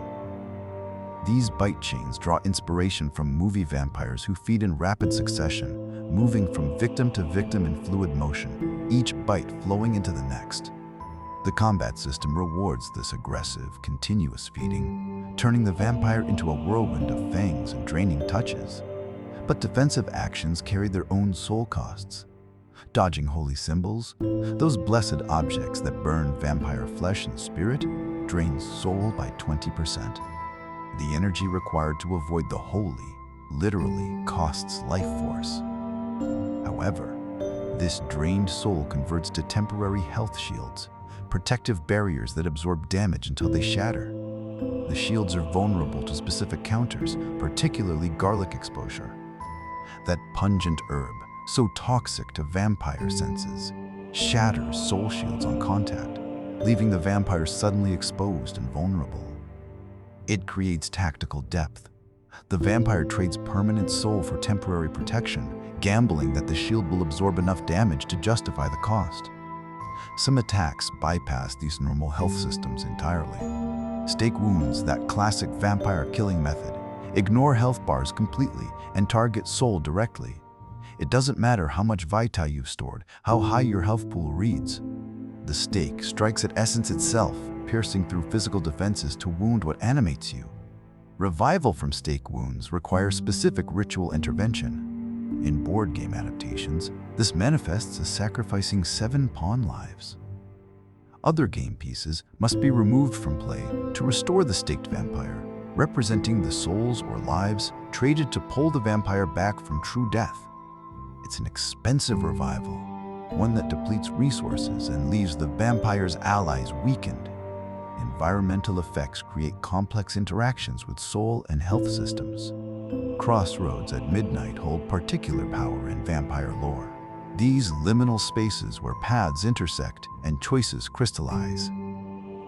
At the midnight hour, crossroads double soul intake from ambient spirits. The restless dead that linger in these in-between places become food for vampires, their essence pulled into the vampire's soul reservoir. This boosts maximum health by 30% until dawn's purge, when the sun's rising strips away the borrowed vitality. It echoes novel traditions of crossroads pacts, deals made where roads meet, where the boundaries between worlds grow thin. The vampire who stands at a crossroad during the witching hour becomes conduit for spiritual energy, drawing power from the very geography of the supernatural. Mirrors create their own bizarre health dynamics.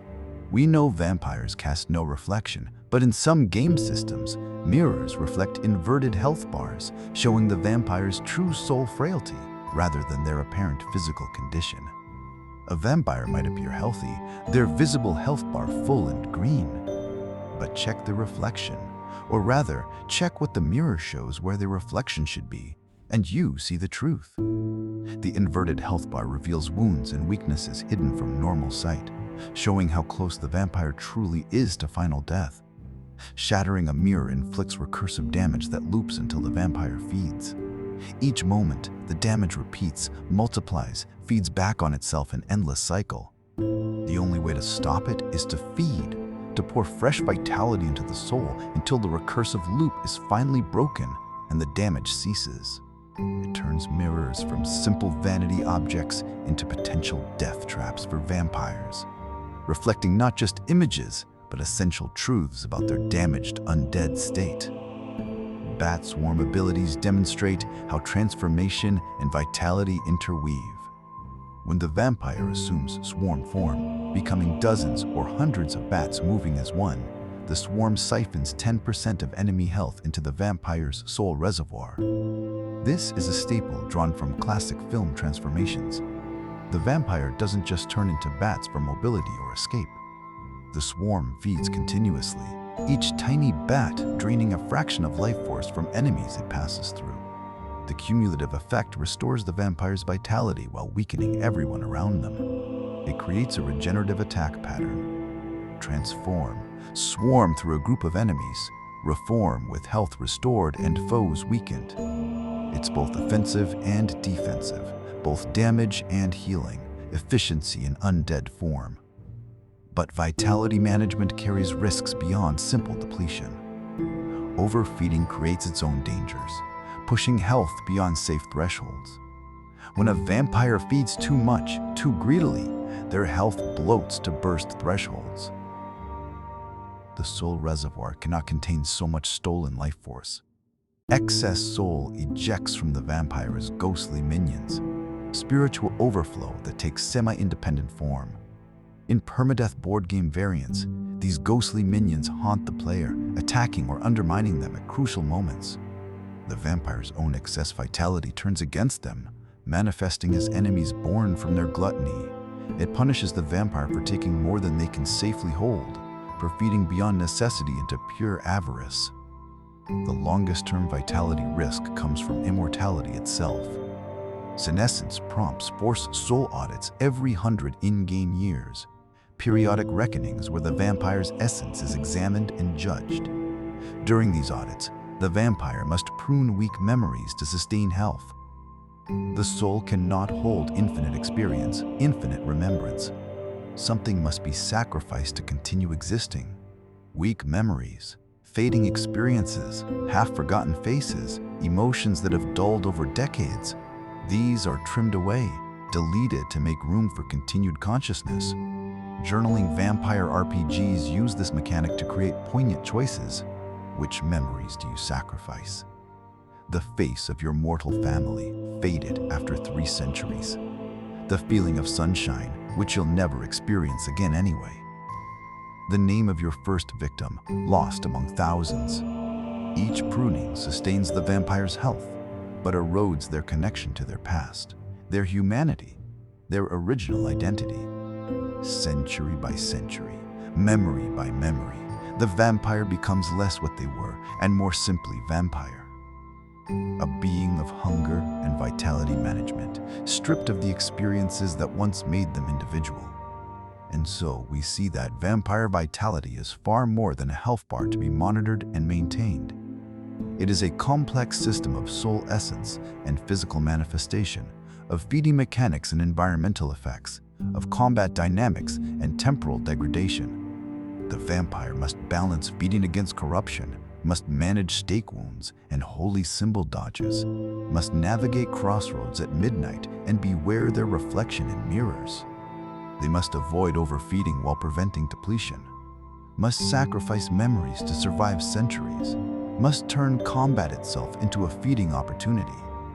Health for vampires is not passive condition, but active challenge, not merely presence or absence, but spectrum that must be constantly negotiated through blood rites and soul harvesting, through tactical feeding and careful memory pruning. To be vampire is to exist as a managed system, a reservoir that must be filled and emptied in careful rhythm, a soul that must be fed and purged and occasionally audited for efficiency.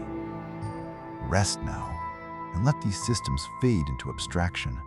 The vitae pool that boils in sunlight, the recursive mirror damage that loops until feeding breaks the cycle, the ghostly minions born from overfeeding, the memories pruned to sustain existence. Let yourself drift beyond these mechanics into simple rest, where health is taken for granted, where souls need no management, where vitality simply is, without requiring constant, eternal attention. Be eternal struggle, status effects, and special feeding. The vampire's existence is marked by constant struggle against weakness, against the very nature of what they have become. They are creatures defined as much by their vulnerabilities as by their strengths, afflicted by status effects that can cripple or empower them, sustained by feeding practices that range from the mundane to the profoundly dangerous.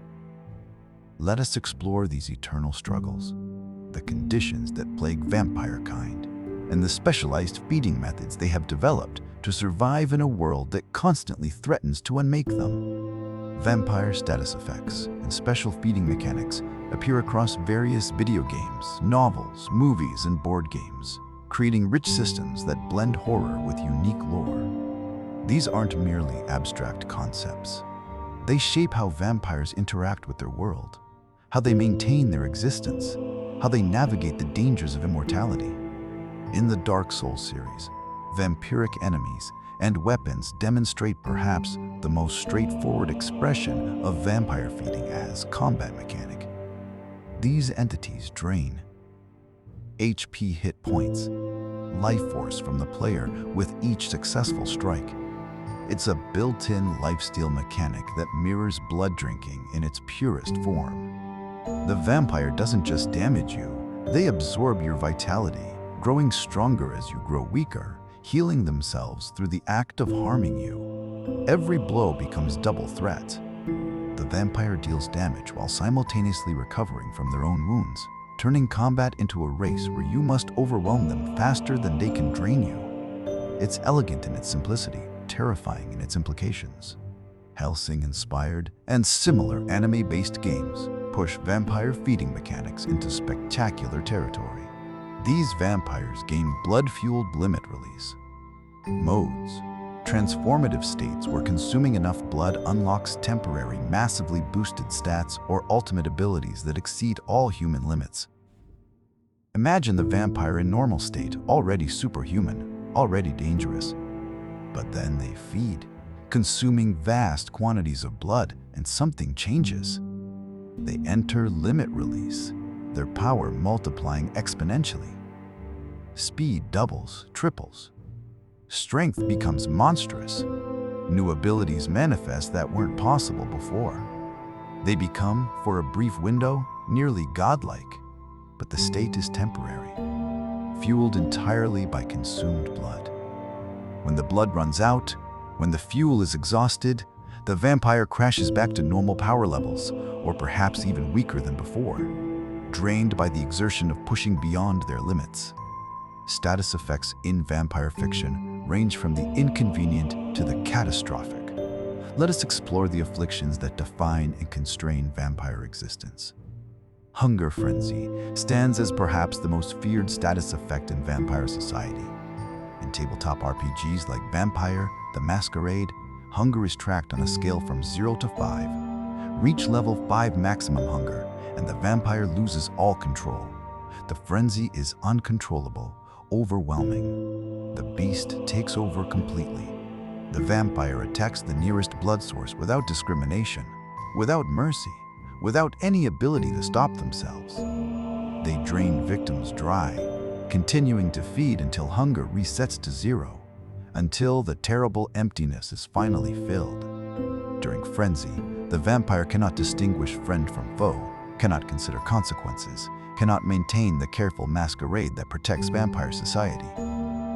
They become pure predator, pure hunger, pure need. And when the frenzy ends, when control returns, the vampire must face what they've done. The people they've killed, the attention they've drawn, the laws they've broken. Elder vampires develop techniques to manage hunger, to never let it reach that critical 5th level. But young vampires, inexperienced vampires, vampires caught in desperate situations. They risk frenzy constantly, walking a razor's edge between control and catastrophic loss of self. The blood bond represents a different kind of status effect, one that affects not the vampire's physical state, but their emotional and psychological condition. In World of Darkness games and novels, feeding from the same vampire 3 times in succession creates an addictive bond. a supernatural connection that turns the victim into a loyal thrall. This is not simple hypnosis or mind control.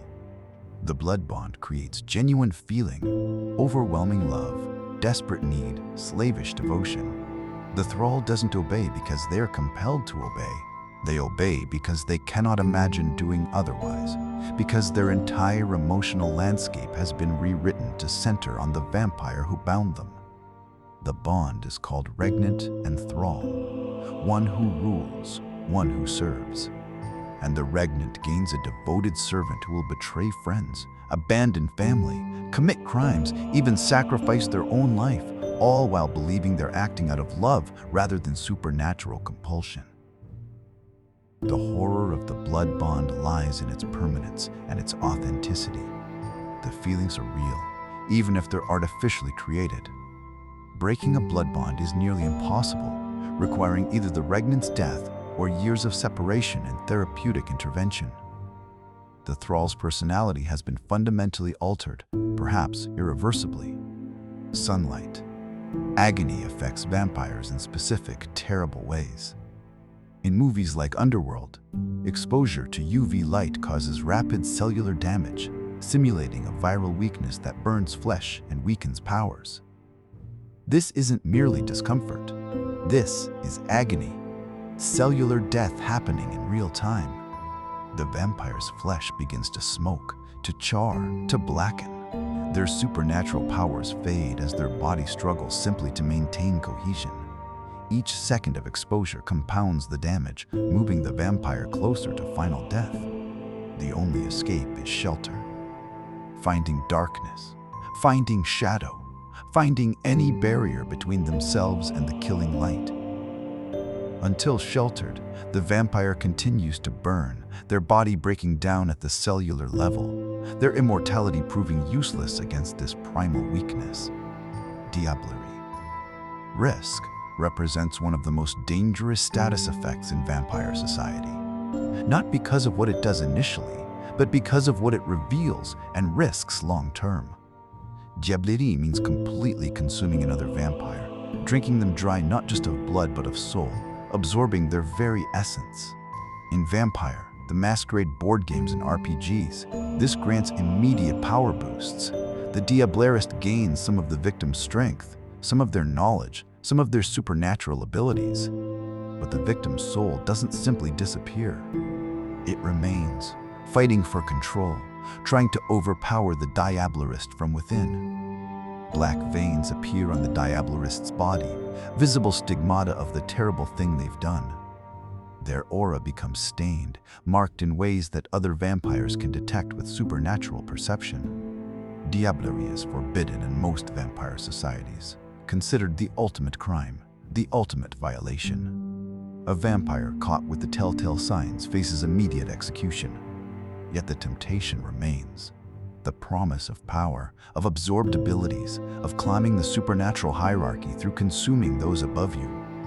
Special feeding methods allow vampires to navigate their hunger in ways beyond simple human predation. These techniques create flexibility, options, alternative approaches to the eternal need for blood. Vampire on, vampire feeding. What? Vampire the Masquerade calls a kindred sip, follows specific rules. Drinking from another vampire trades hunger points, 1 for 1. You reduce your hunger by exactly the amount you increase theirs. It's a zero-sum transfer, useful for helping desperate allies, but not providing net sustenance. However, feeding from a higher blood potency, Elder, changes the equation. These ancient, powerful vampires have blood so concentrated, so potent, that 1 point of their hunger slakes 2 points of yours. Additionally, their blood may temporarily teach you disciplines. Their supernatural powers flowing into you with their vitae, granting brief access to abilities you don't normally possess. It makes Elder blood incredibly valuable, creating hierarchies and power dynamics around who is allowed to drink from whom. Young vampires might beg for sips from their elders, seeking both sustenance and temporary power boosts. Animal blood provides an alternative for vampires trying to avoid human feeding. In Vampire, the Masquerade, Low-potency vampires can slake minor hunger from animals, rats, dogs, cats, livestock. But animal blood is inferior in every way. It tastes foul to vampire senses, creating disgust rather than satisfaction. It provides less sustenance than human blood, requiring more feeding to achieve the same level of satiation. A vampire might drain 3 animals to equal 1 human feeding. The advantage is social rather than nutritional. Feeding on animals avoids masquerade breaches, creates no human victims, draws no attention from authorities. It's the feeding method of cautious vampires, of those trying to maintain some scrap of moral behavior, of those who cannot or will not hunt humans. But it's also the feeding method of the desperate and the weak, those whose blood potency is too low to sustain them on anything but frequent, unsatisfying animal feedings. The intoxicating bite adds a layer of manipulation to vampire feeding. In many fictions, vampire fangs secrete a euphoric venom during feeding, making the experience pleasurable rather than painful for victims. Anne Rice's novels explore this thoroughly. The vampire's bite creates ecstasy, overwhelming pleasure that makes victims forget they're being fed upon, that makes them crave repeat feedings. When the vampire licks the wounds, they seal supernaturally, leaving no evidence of feeding. The victim remembers only pleasure, only the desire for more, becoming psychologically addicted to the vampire's bite. This transforms feeding from predation into something more insidious, a violation disguised as intimacy, an assault wrapped in pleasure, creating victims who return willingly, even eagerly, who seek out their predator rather than fleeing from them. Generational drain represents high-risk, high-reward feeding. In Vampire, the Masquerade video games like Bloodlines, feeding on lower-generation vampires. Those closer to the mythical first vampire, Cain, carries enormous risk. The feeding might trigger frenzy, might result in power theft that backfires catastrophically. But if successful, the Diablerist's own generation lowers, making their blood stronger, more potent, more capable of fueling powerful disciplines. Generation functions as vampire hierarchy. Lower numbers mean older blood, closer to the source, more powerful. A 10th generation vampire is relatively weak. A 5th generation vampire is terrifyingly strong. Generational drain offers a shortcut to power, but one that requires defeating and consuming vampires more powerful than yourself while risking your soul in the process. Some beings exist between categories, affected differently by vampire status effects. Congenital vampire hybrids like Blade from the movies resist full status effects through their mixed nature. Blade feeds on blood substitutes rather than living victims, avoiding the frenzy that pure vampires risk. His sunlight weakness is attenuated. He can tolerate daylight that would kill full vampires, though it still affects him.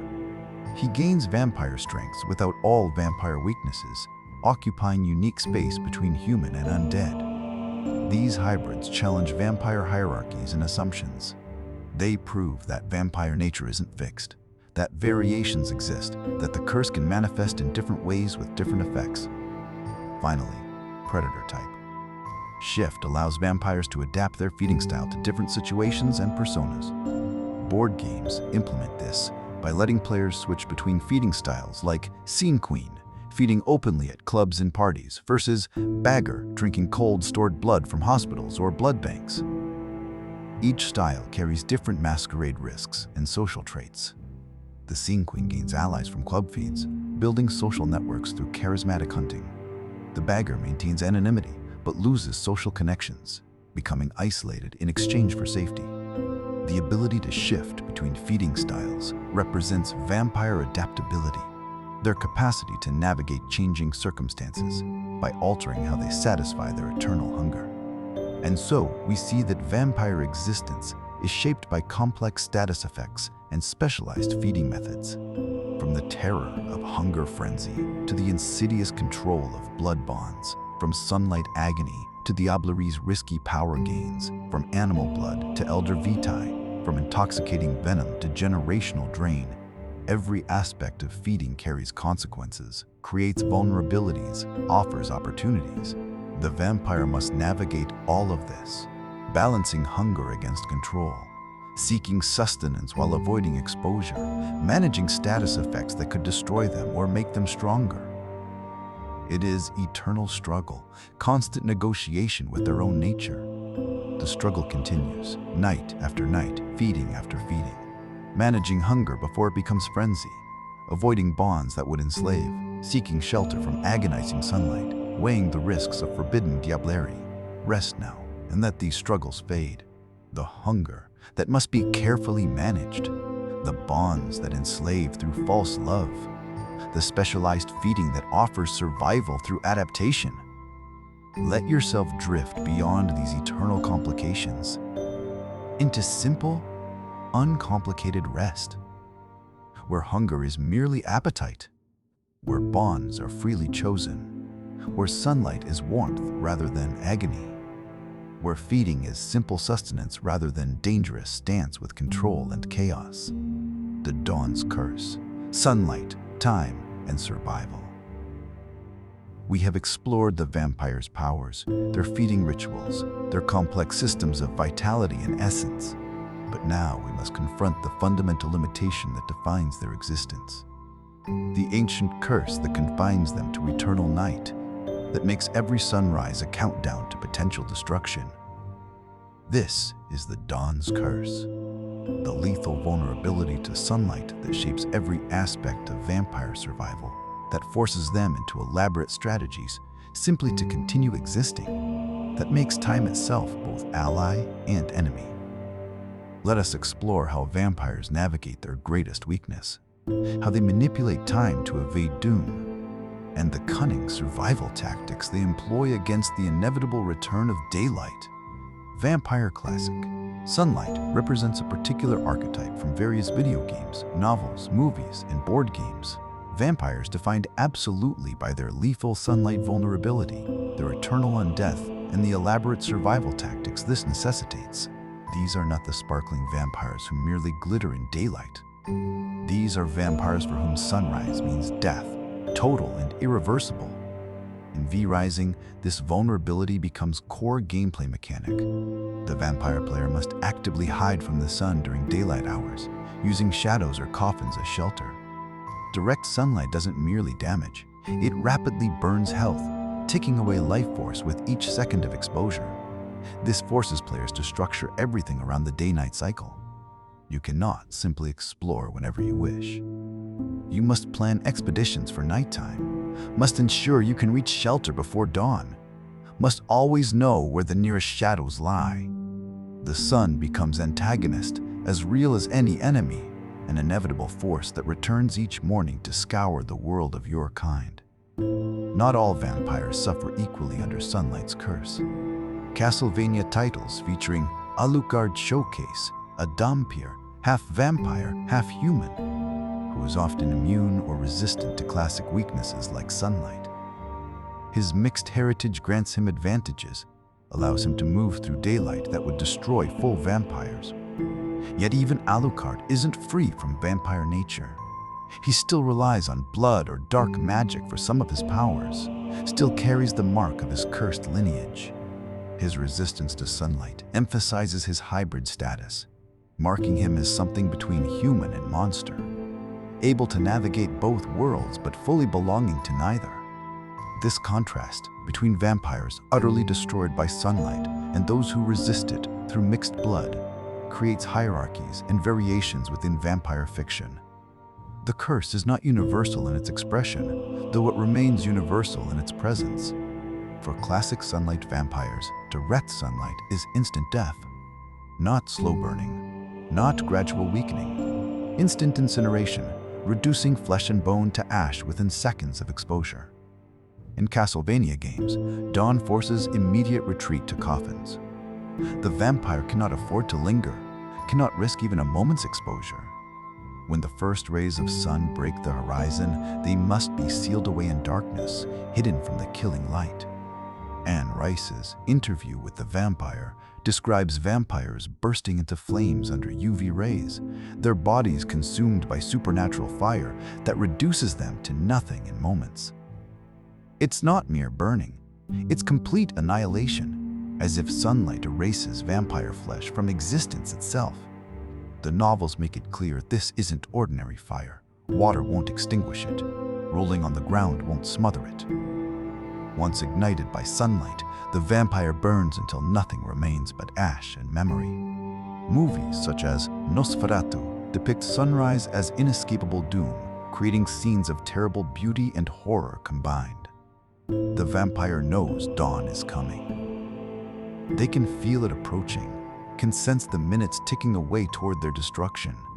But they cannot escape, trapped by circumstances, by location, by their own choices. And so they wait, watching the horizon, knowing what comes. When sunlight finally strikes, they don't simply die, they melt, flesh dissolving layer by layer, their physical form breaking down in agonizing slow motion while they remain conscious, aware, feeling every moment of their own destruction. It is doom as spectacle, death as inevitability. The vampire cannot fight sunlight, cannot bargain with it, cannot escape it once caught in its path. They can only endure their destruction, second by terrible second, until nothing remains. But vampires are not helpless against time.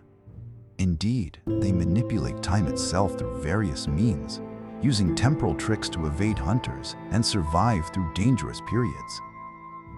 Torpor represents perhaps the most dramatic form of vampire time manipulation. This is not ordinary sleep, but a stasis state, a suspension of consciousness that can last centuries. Featured prominently in Vampire, the Masquerade, Bloodlines, torpor allows vampires to essentially skip through time, entering death-like sleep and emerging decades or centuries later. Vampires enter torpor for various reasons. To escape hunters who have grown too numerous or too skilled, to wait out hostile political situations, to survive periods when feeding becomes too dangerous, to simply rest when the weight of centuries becomes too much to bear.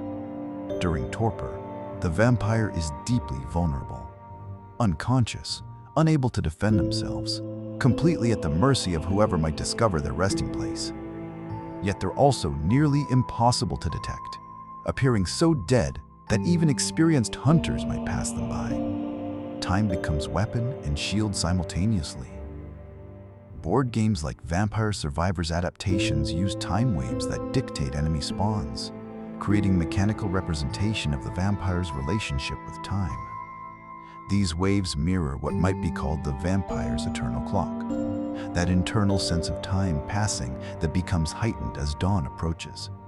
For vampires, minutes before dawn feel eternal. Each moment stretches, becomes weighted with significance.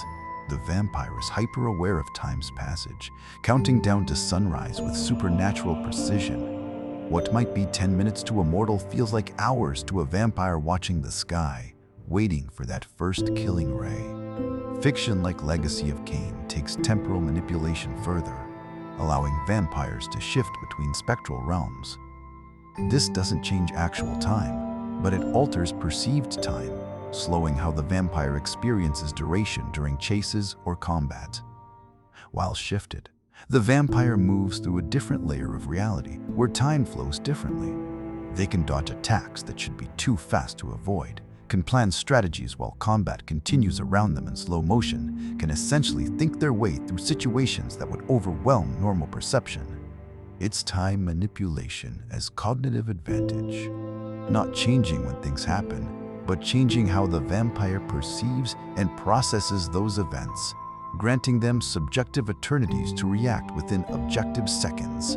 The survival strategies classic sunlight vampires employ reveal deep cunning and careful planning. These are not impulsive creatures. Their vulnerability to sunlight makes every decision potentially fatal, forcing constant awareness and preparation. They nest in lightless crypts, spaces where no sunlight can penetrate even at highest noon. These aren't merely dark places, but architecturally secured fortresses against light-sealed chambers, underground complexes, caves that wind deep enough that even reflected sunlight cannot reach. Emergence happens only at dusk, when the sun has fully set and darkness reigns complete. In games like Blood Rain, staying in shade sustains vampire power. Step into even indirect sunlight, and strength begins to fade, abilities begin to falter, health begins to tick away.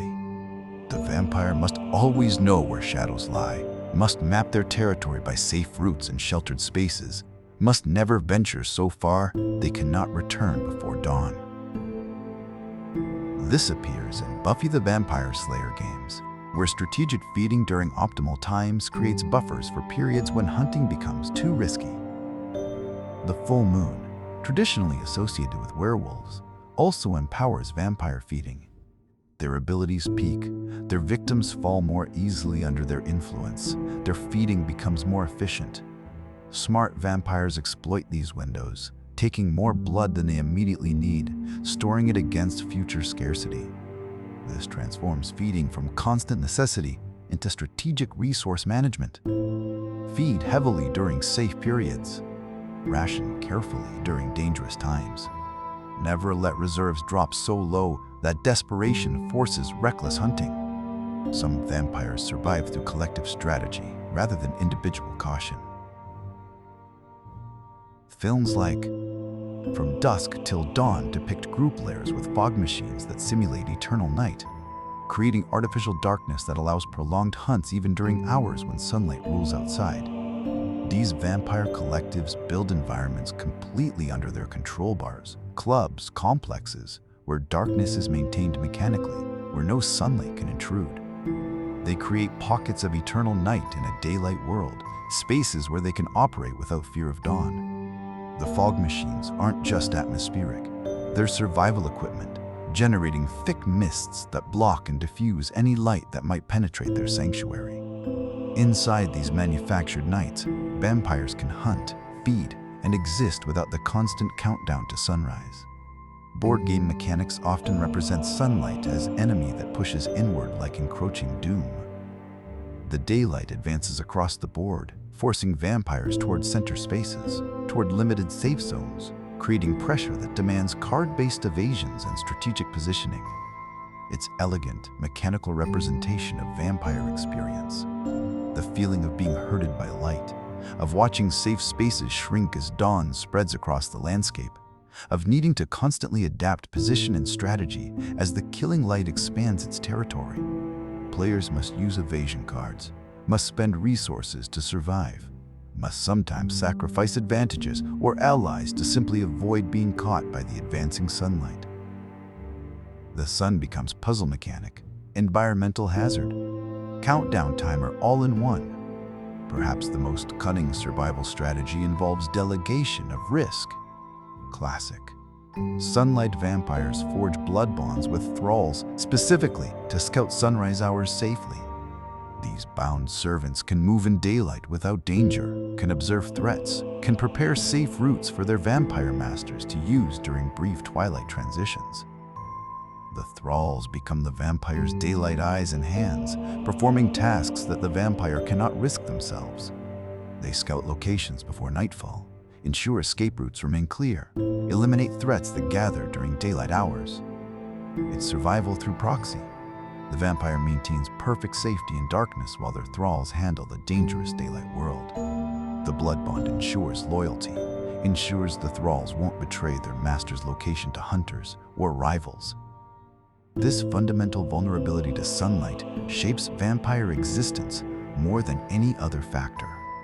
It doesn't matter how powerful the vampire becomes, how many supernatural abilities they master, how much blood they consume. Sunlight remains the great equalizer, the weakness that no vampire can fully overcome. The oldest, strongest vampire and the youngest, weakest fledgling both burn the same when dawn breaks. All the centuries of accumulated power, all the stolen vitae and harvested souls, mean nothing against the simple rising of the sun.